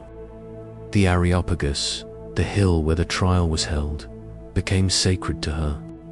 It was the seat of Athenian courts, a space where debate replaced vengeance and judgment replaced blood. In her wisdom, the Greeks found the foundation of civic life. Athena also symbolized the integration of masculine and feminine principles. Though born without a mother, she embodied both aspects: intellect born from male reason, yet guided by female intuition. Her presence softened Zeus's authority and balanced Ares's violence. She was the bridge between logic and empathy, between strategy and compassion. The Greeks revered her not merely for her intellect, but for her poise, the serenity that comes when power is tempered by insight. In myths and in philosophy alike, Athena became a mirror for the ideal human mind, active, balanced, and She guided heroes not by granting brute strength, but by offering understanding. Odysseus, perhaps her greatest mortal companion, relied on her counsel through every trial. She whispered not commands, but clarity, showing him that cunning and patience could overcome even divine obstacles. Her guidance was always subtle. Athena did not overwhelm mortals with divine presence. She walked beside them unseen, a quiet intelligence shaping their choices. The Greeks believed this was her true nature. Wisdom never forces itself upon the world. It arrives as a whisper, a realization, a calm in the storm of emotion. Even in warfare, Athena's influence sought order. When she appeared on the battlefield, it was not to indulge in violence, but to preserve discipline.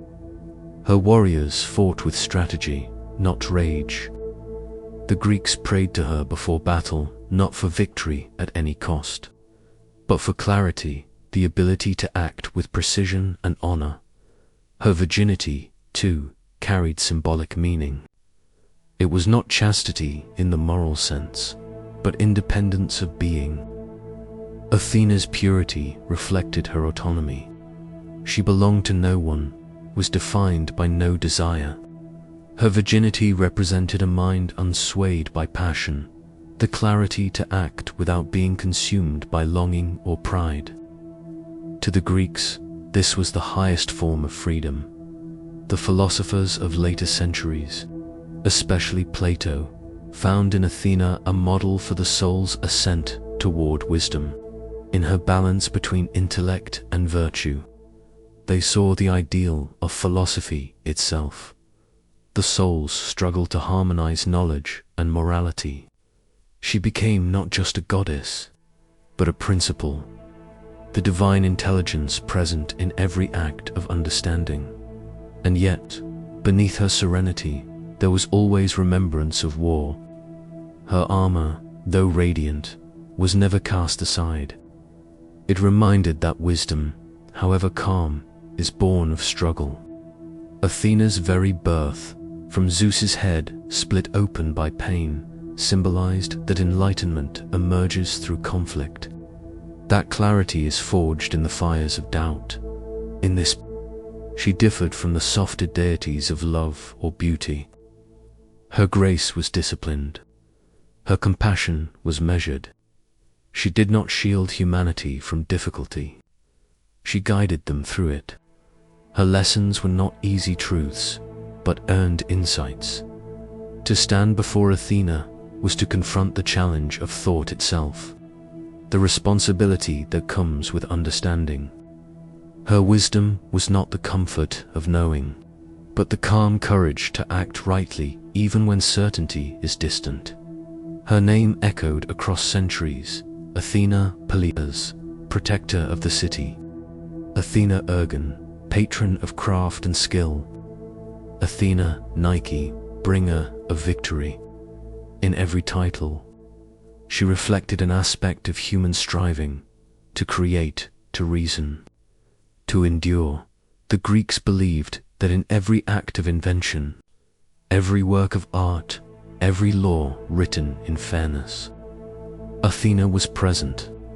Her spirit lived not only in temples, but in every thought that sought clarity. She was the goddess of civilization's pulse, of the mind's capacity to shape the world rather than destroy it. Her myths remind us that wisdom is not passive. It must be forged, challenged, tested. It is born, as she was, from struggle, from the pain of division and the need for unity. And so, in her calm gaze, the Greeks saw their highest aspiration, not the might of the sword, but the mastery of the self. To them, Athena was proof that from conflict could arise understanding, and from the storm of creation, balance. For wisdom, like her, is both warrior and peacekeeper, born from thunder, yet destined to bring stillness. And perhaps that is the quiet lesson she leaves behind, that every mind, no matter how troubled, carries within it the same divine possibility, the power to think clearly, to act justly, and to let wisdom, rather than war, lead the way. Chapter 18.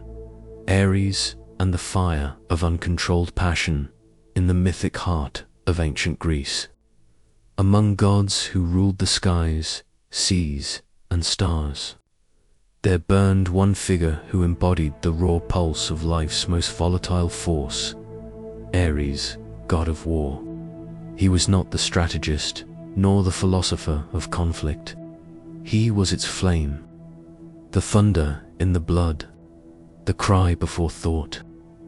To the Greeks, he was not simply the bringer of destruction, but the living essence of what war truly was, the terrible, unfiltered energy that could both defend and destroy, purifying and corrupt. Ares was born of Zeus and Hera, the union of sovereignty and power. Yet his nature stood apart from their order. Where Zeus ruled with reason and command, and Hera with dignity and law, Ares moved with instinct alone. He was the divine reflection of the mortal impulse to fight, to assert, to survive, to dominate. In the myths, he was not loved by the Olympians. Even Zeus, his father, spoke of him with disdain. The Greeks saw in Ares a necessary presence, but one that disturbed balance. He was the storm that could not be reasoned with. Yet without that storm, there could be no calm. Ares did not create war. He was war. In him, the Greeks recognized an uncomfortable truth about their own nature. Civilization and chaos were not opposites, but twins, one forever shadowing the other. The poet Hesiod wrote of the age of heroes when Ares walked beside men on the battlefield, covered in bronze and blood, his eyes blazing like twin coals. Wherever he strode, courage and cruelty rose together. He brought both terror and vitality, for in the clash of life and death, mortals remembered what it meant to feel alive to the ancient mind. Ares was not worshipped with gentle prayers. His temples were rare, his rites solemn.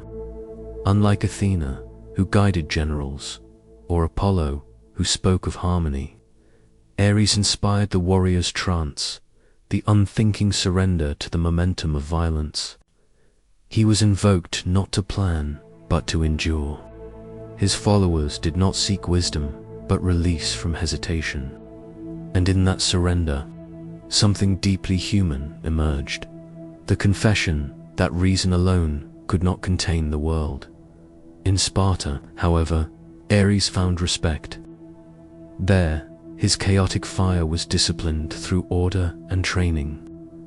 The Spartans honored him not as a destroyer, but as a purifier, the force that burned away fear.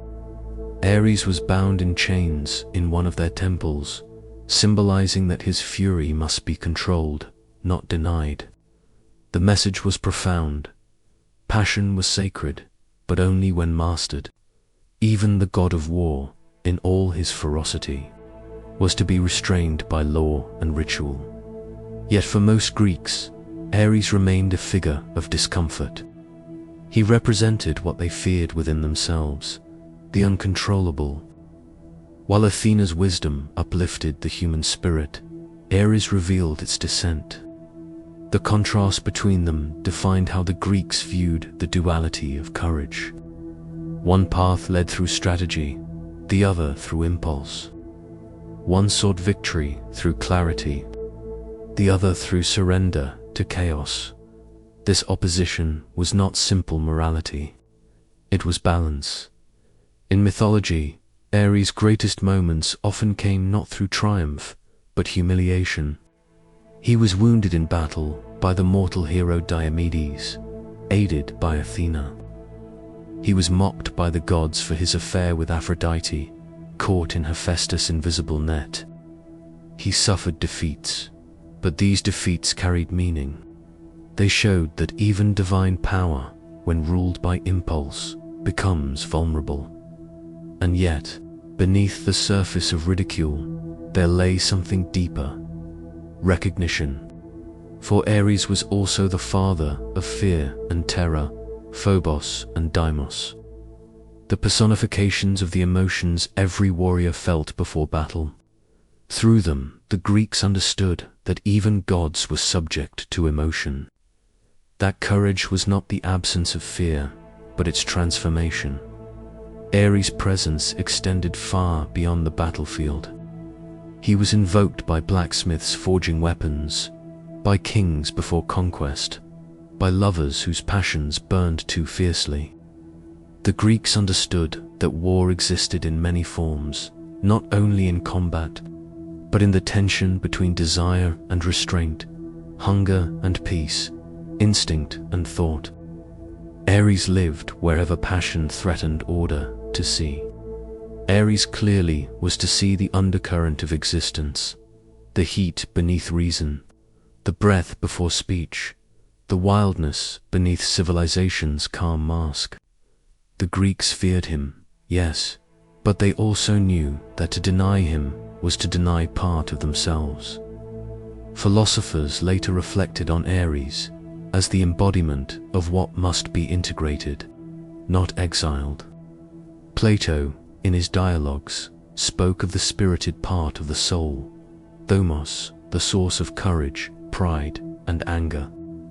When Thumos was guided by wisdom, it became heroic. When left unchecked, it became destructive. In this way, Ares and Athena were not enemies, but mirrors, one showing what happens when the other is absent. It is tempting to imagine Ares as a force external to humanity, a god watching from above, delighting in chaos. But in truth, he was an inward mirror. Every act of wrath, every flash of pride, every surge of unfiltered energy, these were his domain. Through him, the Greeks confronted their own boundaries. Was Ares evil? To them, not quite. Evil implied moral decay, while Ares was nature itself, unjudged and unashamed. Like fire, he could warm or consume. What mattered was how mortals chose to wield what he represented. His consort, Aphrodite, the goddess of love, provided a powerful contrast. Their union symbolized a cosmic truth, that love and war, attraction and conflict, arise from the same pulse. Both dissolve boundaries, both demand surrender. In this mythic pairing, the Greeks recognized the dual nature of passion, creation, and destruction intertwined. When poets described Ares' chariot, drawn by horses that breathed flame, they were not speaking of literal beasts. They were describing the mind in motion when desire overtakes restraint. The battlefield was only one stage for his energy. The human heart was another. In quiet temples, philosophers debated. Could wisdom exist without conflict? Could courage arise without fear? Without Ares, Athena's measured clarity might have no substance. Without chaos, order would be empty. Perhaps this was why the Greeks, though uneasy with Ares, never banished him from Olympus. His presence was a reminder that divinity included imperfection, that strength and serenity must coexist. Even the Romans, who renamed him Mars, softened his image. To them, he was not reckless but noble, the disciplined guardian of empire, protector of fields and boundaries. They transformed Ares' wildness into civic virtue. Yet beneath their new title, the old fire remained. Mars still carried the seed of Ares' primal energy, the knowledge that power without restraint, or restraint without power, could not endure. And perhaps that is Ares' quiet lesson, that in every civilization, every soul, there lies a war not against others, but within, between the mind that reasons and the heart that burns, between the calm voice of Athena and the roaring pulse of Ares. In the silence after battle, the Greeks would leave offerings not only to the victors, but to the fallen. To both, they whispered the same truth, that war reveals what peace conceals, that even in ruin there is reflection. For Ares was not only the fire that destroys, but the light that exposes. The Greeks, in their wisdom, did not seek to extinguish him, but to understand him, to see in his fury the shape of their own humanity. And so, when the battlefield emptied and the sky grew dim, Ares' spirit lingered in the echo of footsteps returning home, in the stillness before the next dawn. His story was not one of glory, but of recognition, that even the gods carried the burden of passion, that every flame, no matter how fierce, must someday learn to rest. Chapter 19. Apollo and the light that heals and harms. In the vast tapestry of Greek mythology, few gods shine with the clarity and contradiction of Apollo. He was the radiant son of Zeus, born of light, song, and reason. Yet his brilliance often blinded as much as it illuminated. He embodied order and discipline, yet carried within him the potential for destruction. Apollo's light healed, but it also burned. It was said that his arrows could bring plague as easily as they could deliver salvation. The Greeks saw in Apollo the most human of divine paradoxes, the power of knowledge, and the pain it brings. He was the god of prophecy, music, and medicine, patron of reason, of poetry, of the perfect proportion between mind and matter. And yet, he was also a god of vengeance and sickness, his wrath capable of leveling cities with invisible fire. For them, Apollo was not only the sun, he was what the sun revealed, the beauty and fragility of everything it touched. His birth was itself a moment of struggle. His mother, Leto, wandered the world in exile, forbidden by Hera to give birth on any land that saw the sun. At last, she found the floating island of Delos, neither earth nor sea, where Apollo and his twin sister Artemis entered the world. When he first cried, the light was said to blaze brighter than ever before. From that moment, Delos became sacred, its air forever humming with divine resonance.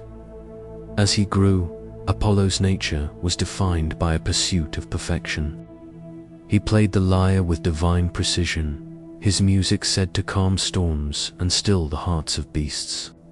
Yet beneath that serene exterior, there was always intensity, the sharpness of truth. When the serpent Python, a dark spirit of chaos, guarded the prophetic sanctuary at Delphi, Apollo descended from Olympus and slew it with his silver bow.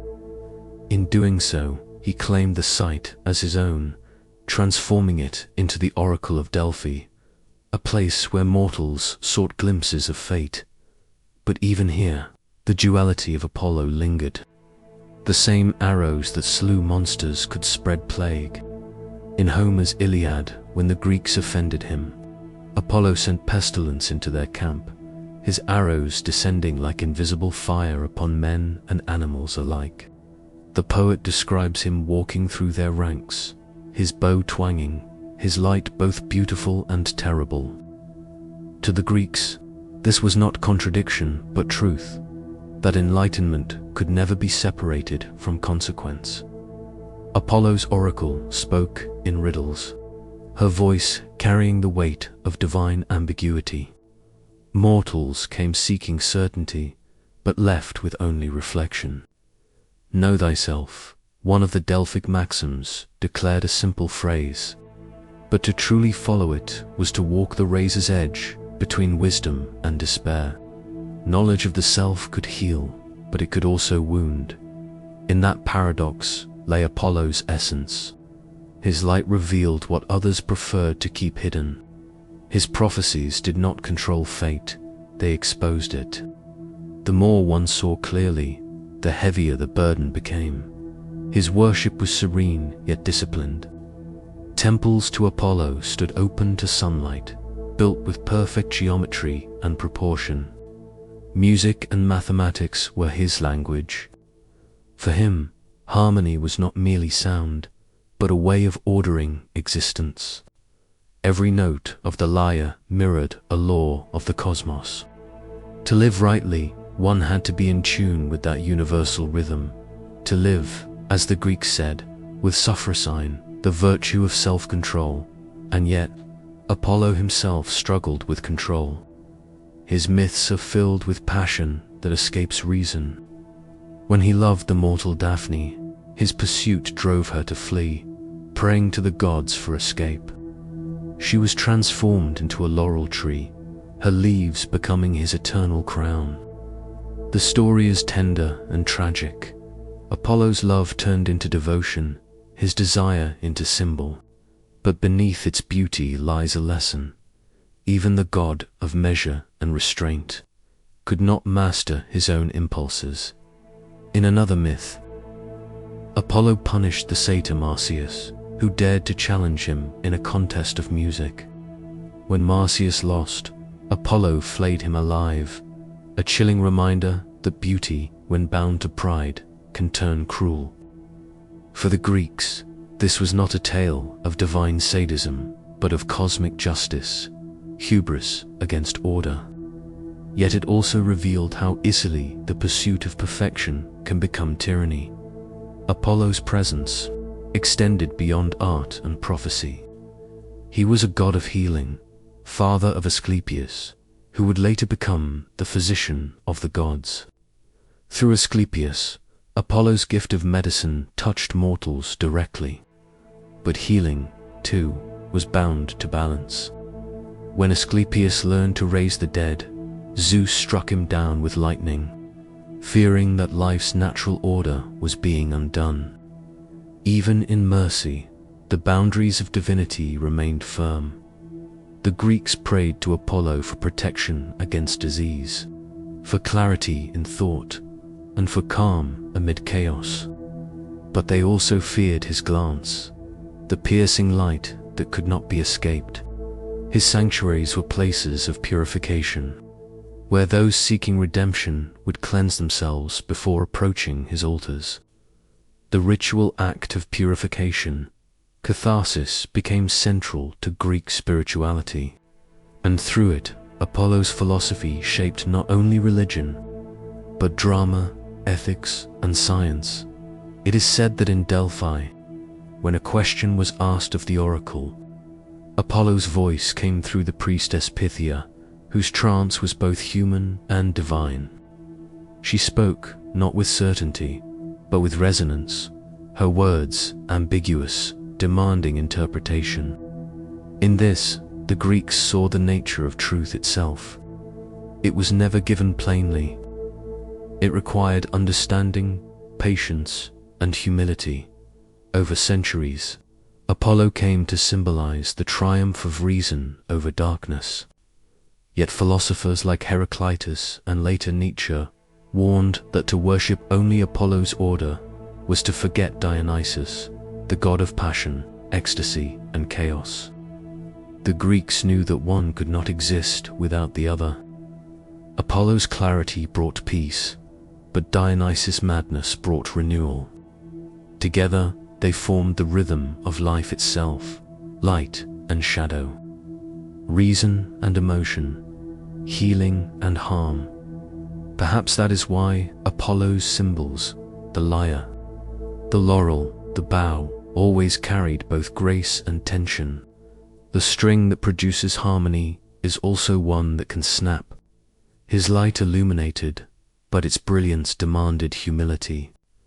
To walk in Apollo's radiance was to accept both clarity and consequence in quiet reflection. One might wonder, was Apollo's light a gift or a test? To see too clearly is to lose the comfort of illusion. To know oneself is to confront one's shadows. The Greeks understood that wisdom was never tranquil. It required the courage to endure what was revealed. When the Romans adopted Apollo, they emphasized his healing and prophetic nature. Temples to him stood beside waters, reflecting the calm of his surface, while beneath that calm lay the still tension of depth. The physicians who served him prayed not only for skill, but for compassion, to wield knowledge without arrogance. The poets who invoked him sought not fame, but harmony with the eternal, and even now, Apollo's image endures, the eternal youth crowned in laurel, holding a lyre of perfect form, his gaze distant and serene. Yet behind that calm expression lies the awareness of all things seen and unseen. His light remains both promise and warning. That understanding, though beautiful, comes with weight. In the end, Apollo's lesson was not about perfection, but proportion. To know when to seek clarity and when to accept mystery. To let light guide, but not consume. For even the brightest sun must yield to twilight. And in that quiet hour, between day and night, Apollo's music still lingers, soft, balanced, unending, a hymn not of conquest, but of comprehension, a reminder that truth, when sung softly, can both heal the heart and humble the mind. Chapter 20. Artemis and the Sacred Silence of the Wild Inn. The quiet places of the ancient world, where the hum of insects replaced the sound of cities, and moonlight drew silver paths across darkened leaves. There was the realm of Artemis. She was not a goddess of marble temples or golden thrones. Her sanctuary was the wild itself, the hush before dawn, the cry of a lone bird in flight. The breath of a deer startled in the undergrowth to the Greeks. Artemis was both near and distant, a divine presence that could be felt in every untamed grove and mountain glade. She was the daughter of Zeus and Leto, twin sister to Apollo. Yet where her brother ruled the radiant order of the sun, Artemis belonged to the cool stillness of the night. She was the moon's reflection upon the earth, calm, watchful, and unbroken. Her story begins with her birth on the island of Delos, the same sacred place that had once trembled under the weight of her brother's light.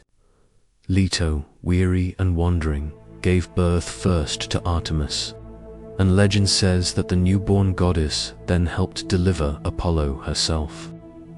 From her first breath, Artemis embodied independence, not gentleness alone, but the strength that flows quietly through endurance.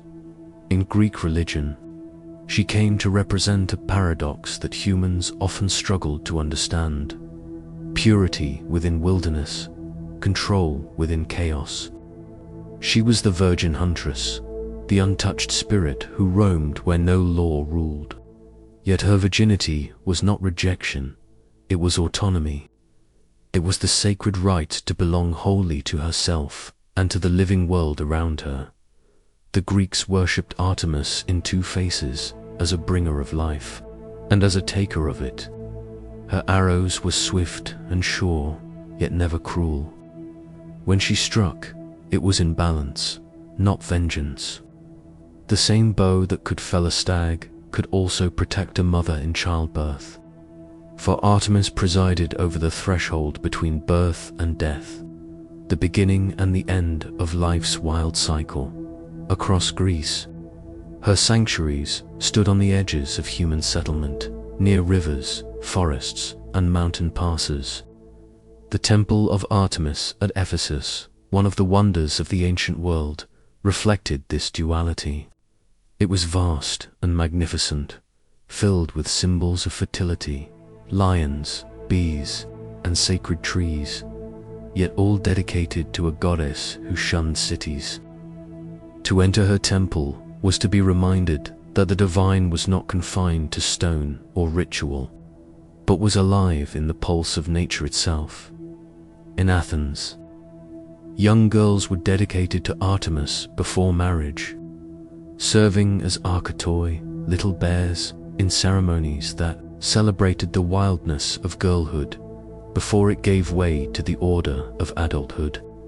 In this ritual, Artemis became the guardian of transformation, protecting innocence as it moved toward maturity.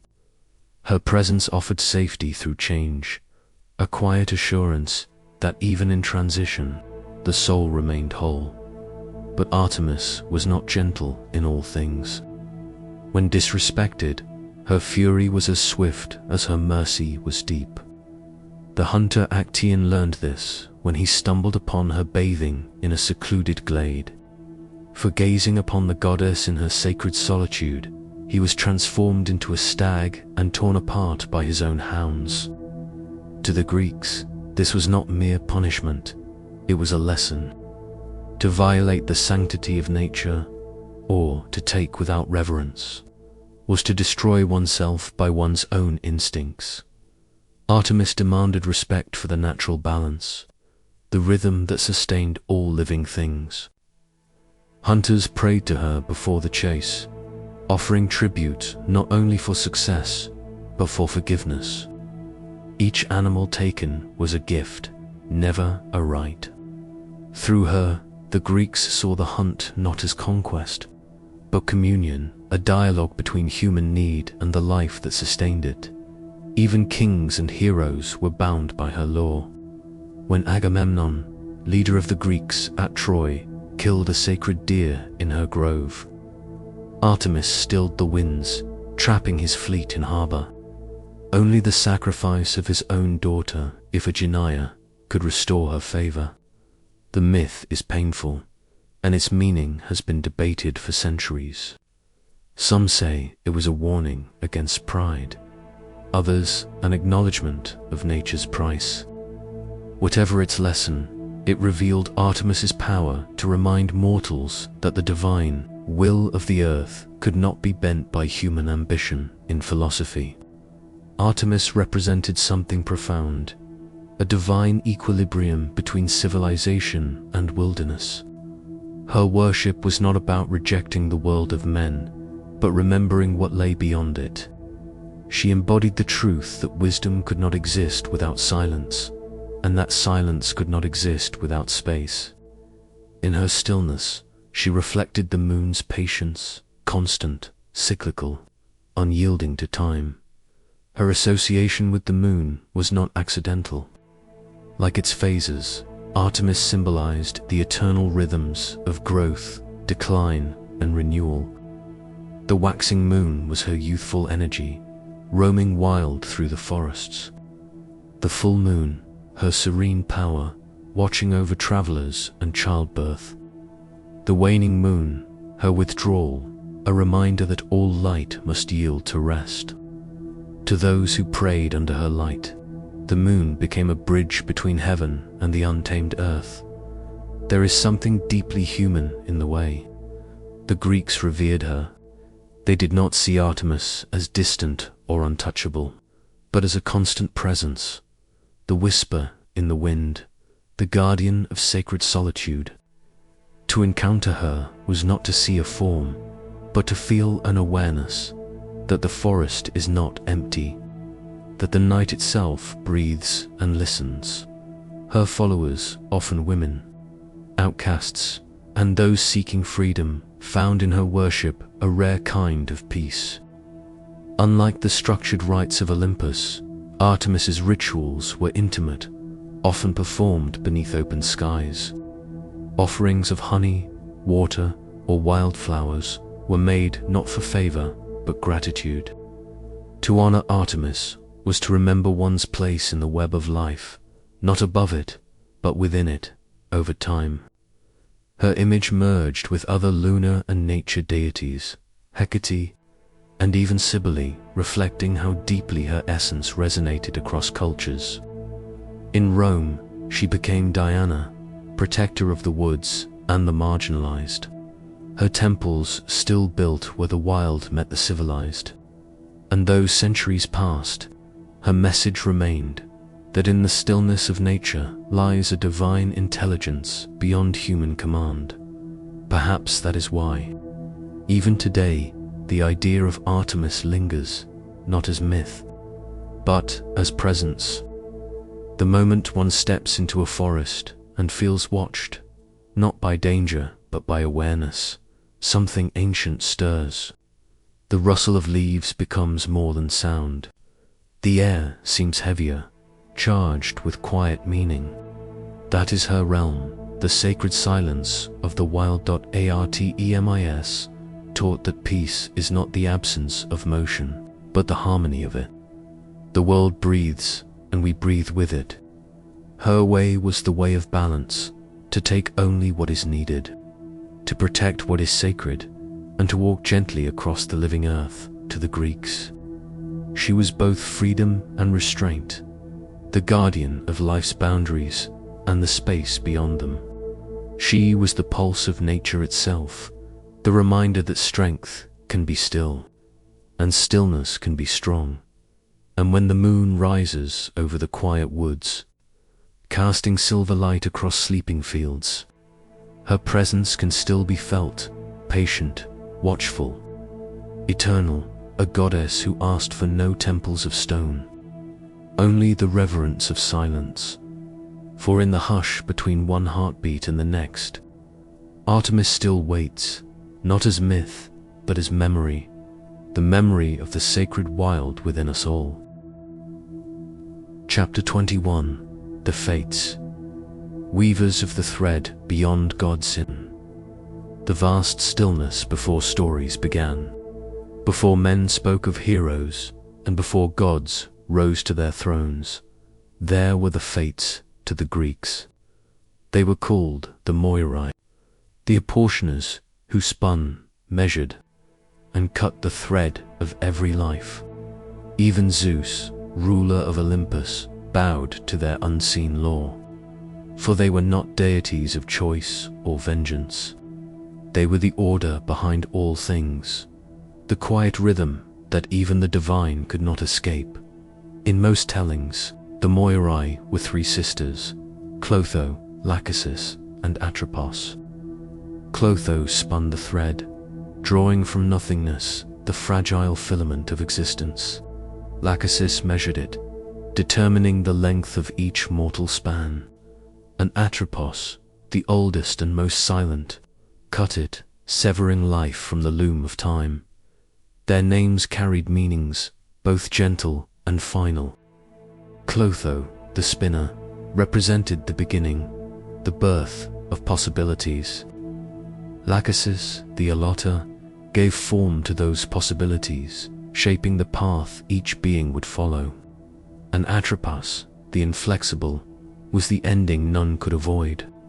Together, they were not arbiters of punishment or mercy, but expressions of balance. To the ancient mind, the Fates revealed something profoundly comforting and terrifying.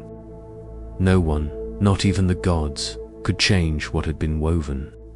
Yet within that inevitability, life found its peace. If the thread was already spun, there was no use struggling against it. The Greeks called this anank, necessity, the deep law that underlies both chaos and order. Fate was not cruelty. It was structure.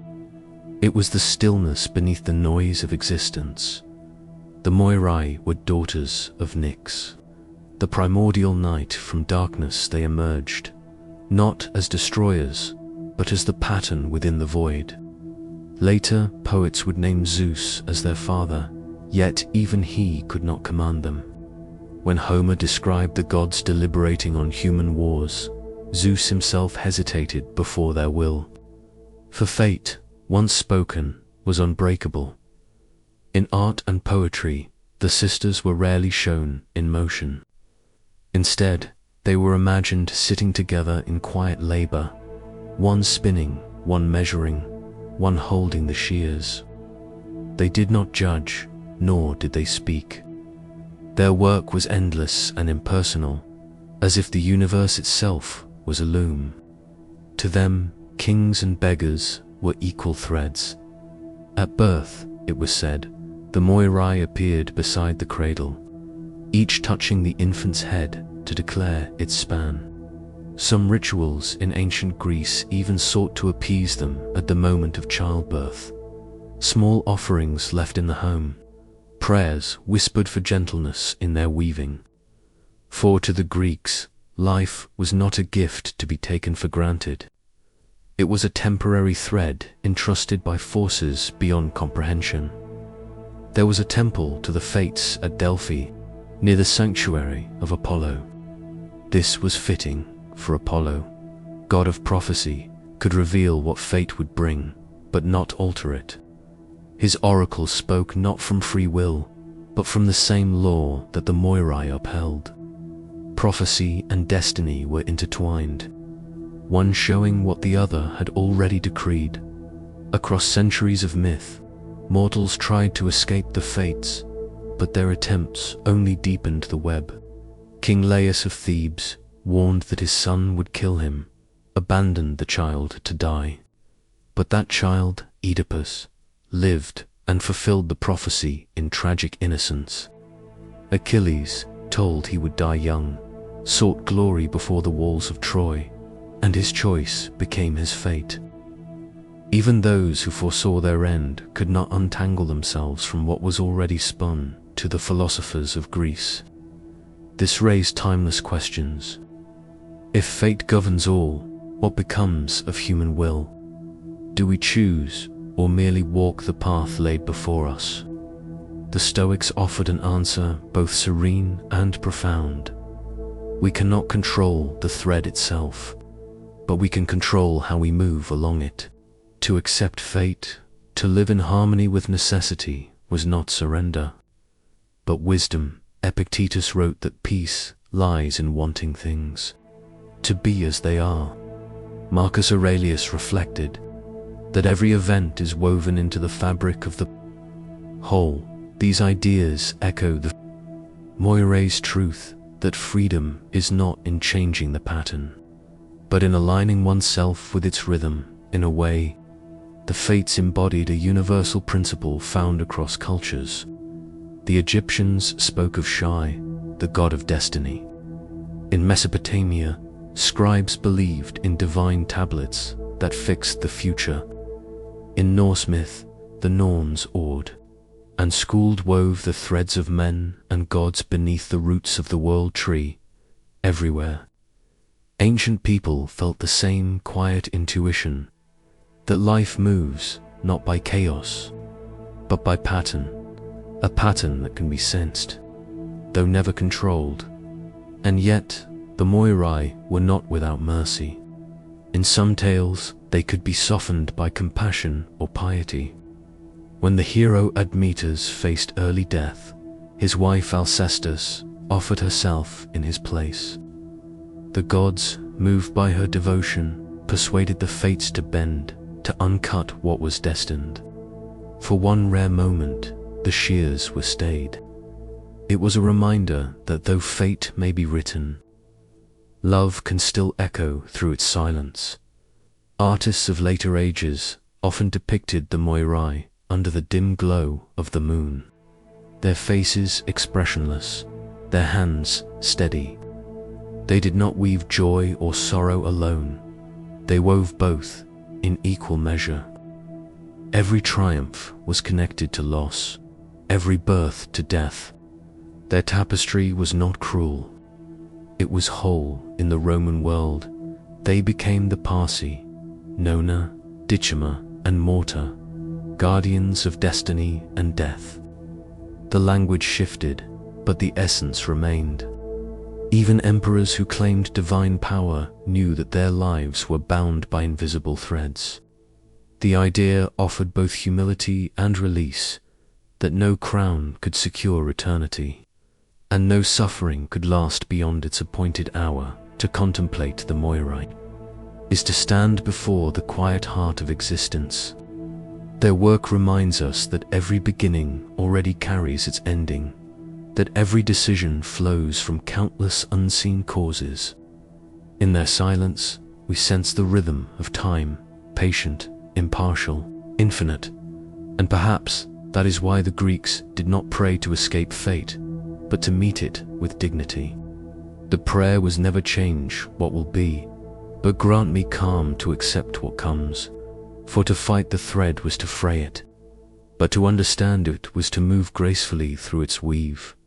Sometimes, late at night, when one sits in reflection and feels the subtle weight of the past and the pull of the future, there is a sense, almost imperceptible, that something is being woven still. Each thought, each act, a movement of the loom. We may not see the pattern, but we live within it. The fates were not distant goddesses of punishment, but the embodiment of continuity. They taught that destiny is not a chain, but a current, something that flows through all things, linking gods, mortals, and the very stars.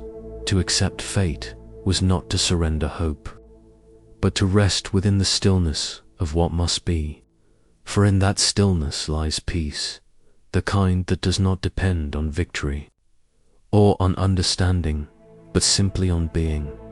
And perhaps that is why, long after temples have fallen and myths have faded, the image of the three weavers endures, their hands steady, their gaze timeless, because even in a world of uncertainty, we still sense what the ancients knew, that somewhere beyond the reach of gods or men, the thread continues to turn, silent, eternal, unbroken. Chapter 22. The eternal cycle, from Titans to time itself long before. The Olympians ruled from their shining thrones. Before men spoke the names of gods, there was motion in the dark, the slow turning of something vast and ancient.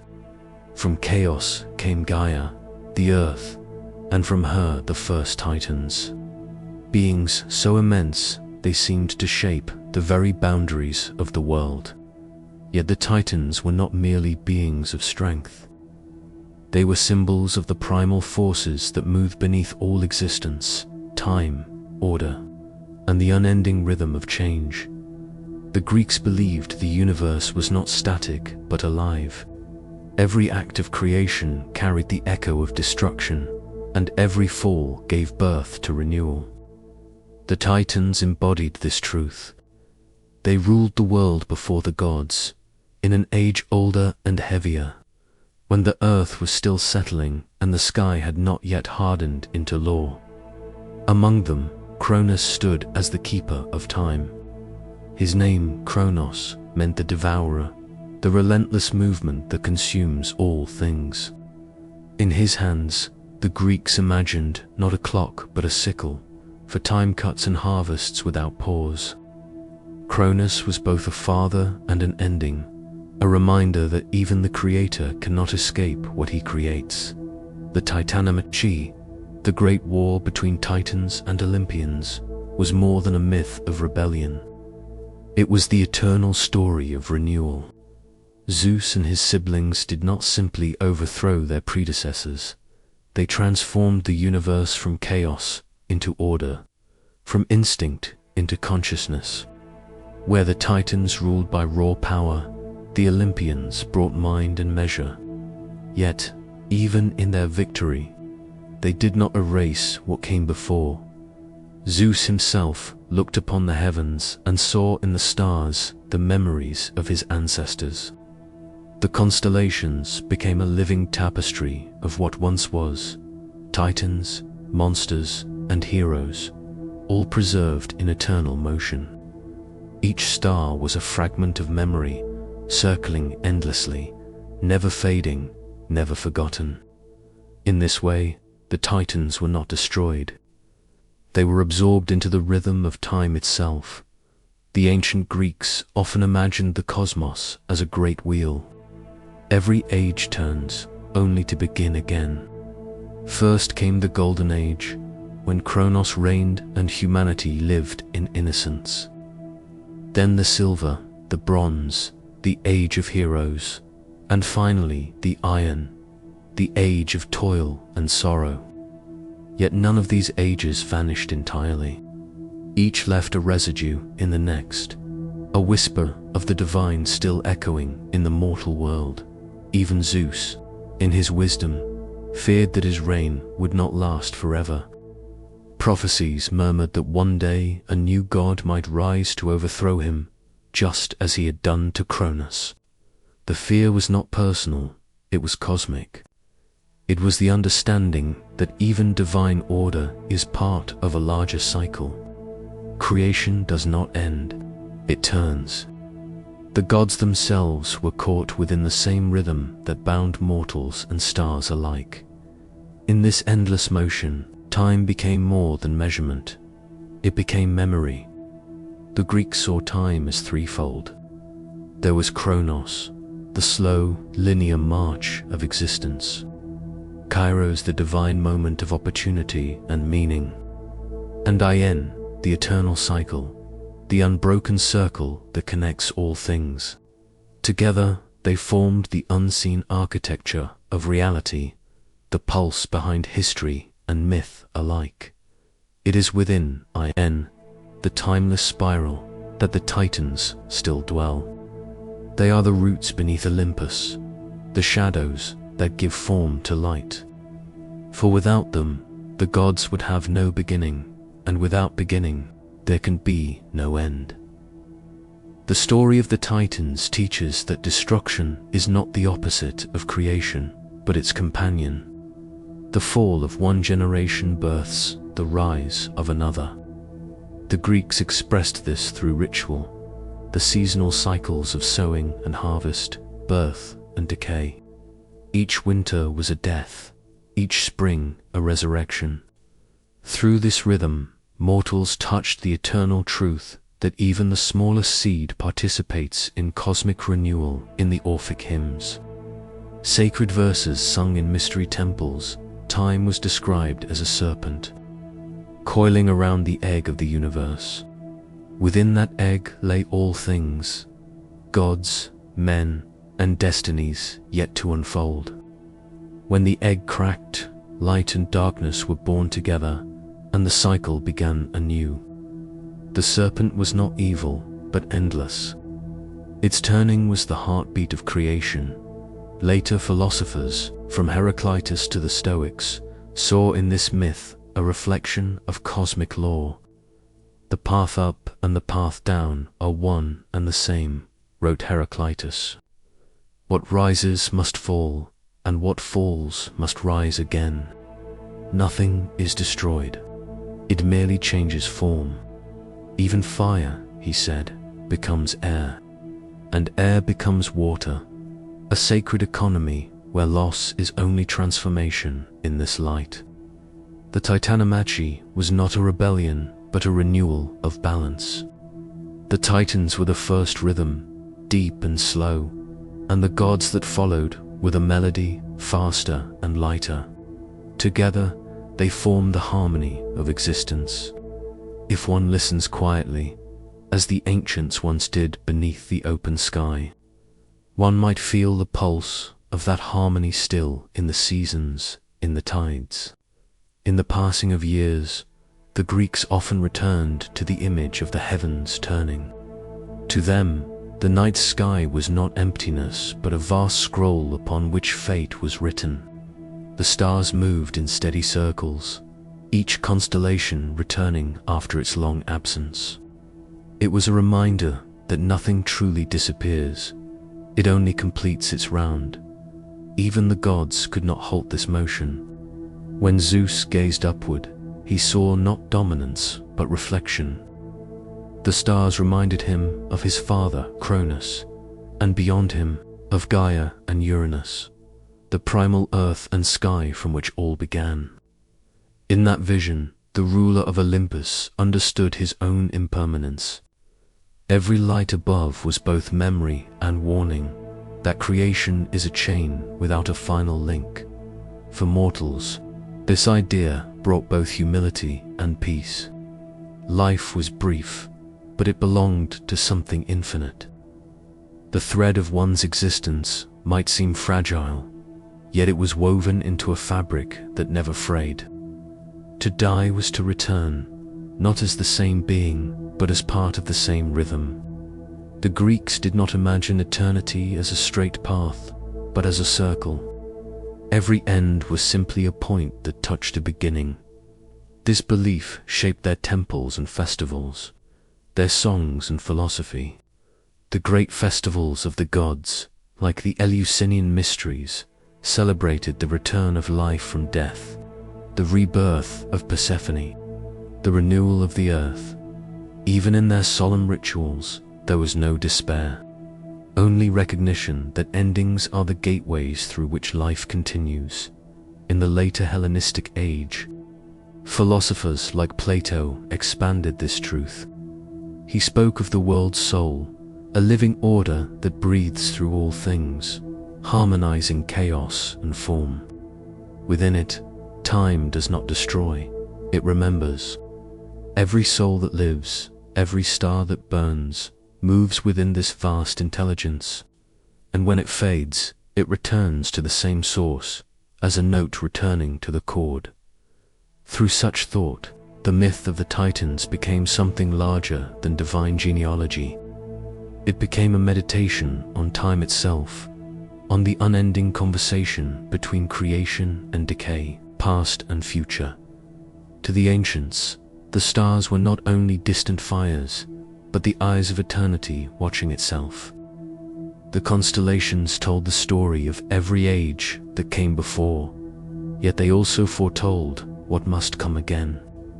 In the stillness of night, when the world was quiet and the horizon dissolved into darkness, one could almost hear the whisper of that cosmic wheel turning slow, patient, eternal. Perhaps that is what the poets meant when they said that Zeus, gazing upon the heavens, saw reflections of the Titans, not as vanquished enemies, but as the enduring pattern of being itself. Because the Titans were never truly gone. They are in the pulse of the earth beneath our feet, in the flowing of rivers, in the slow rotation of the stars above. They are in time, which consumes and renews, in memory, which holds and releases. They are in every act of creation, which must, someday, become silence again. And so the cycle continues, from chaos to cosmos, from gods to mortals, from beginnings to endings that are never truly ends. As night deepens, and the stars stretch across the vault of heaven, the story of the world returns to where it began, to stillness, to the waiting dark, to chaos once more. There, in the silence before sound, all beginnings and endings rest together, not in conflict, but in peace. For in that infinite turning, nothing is lost. Everything simply returns home.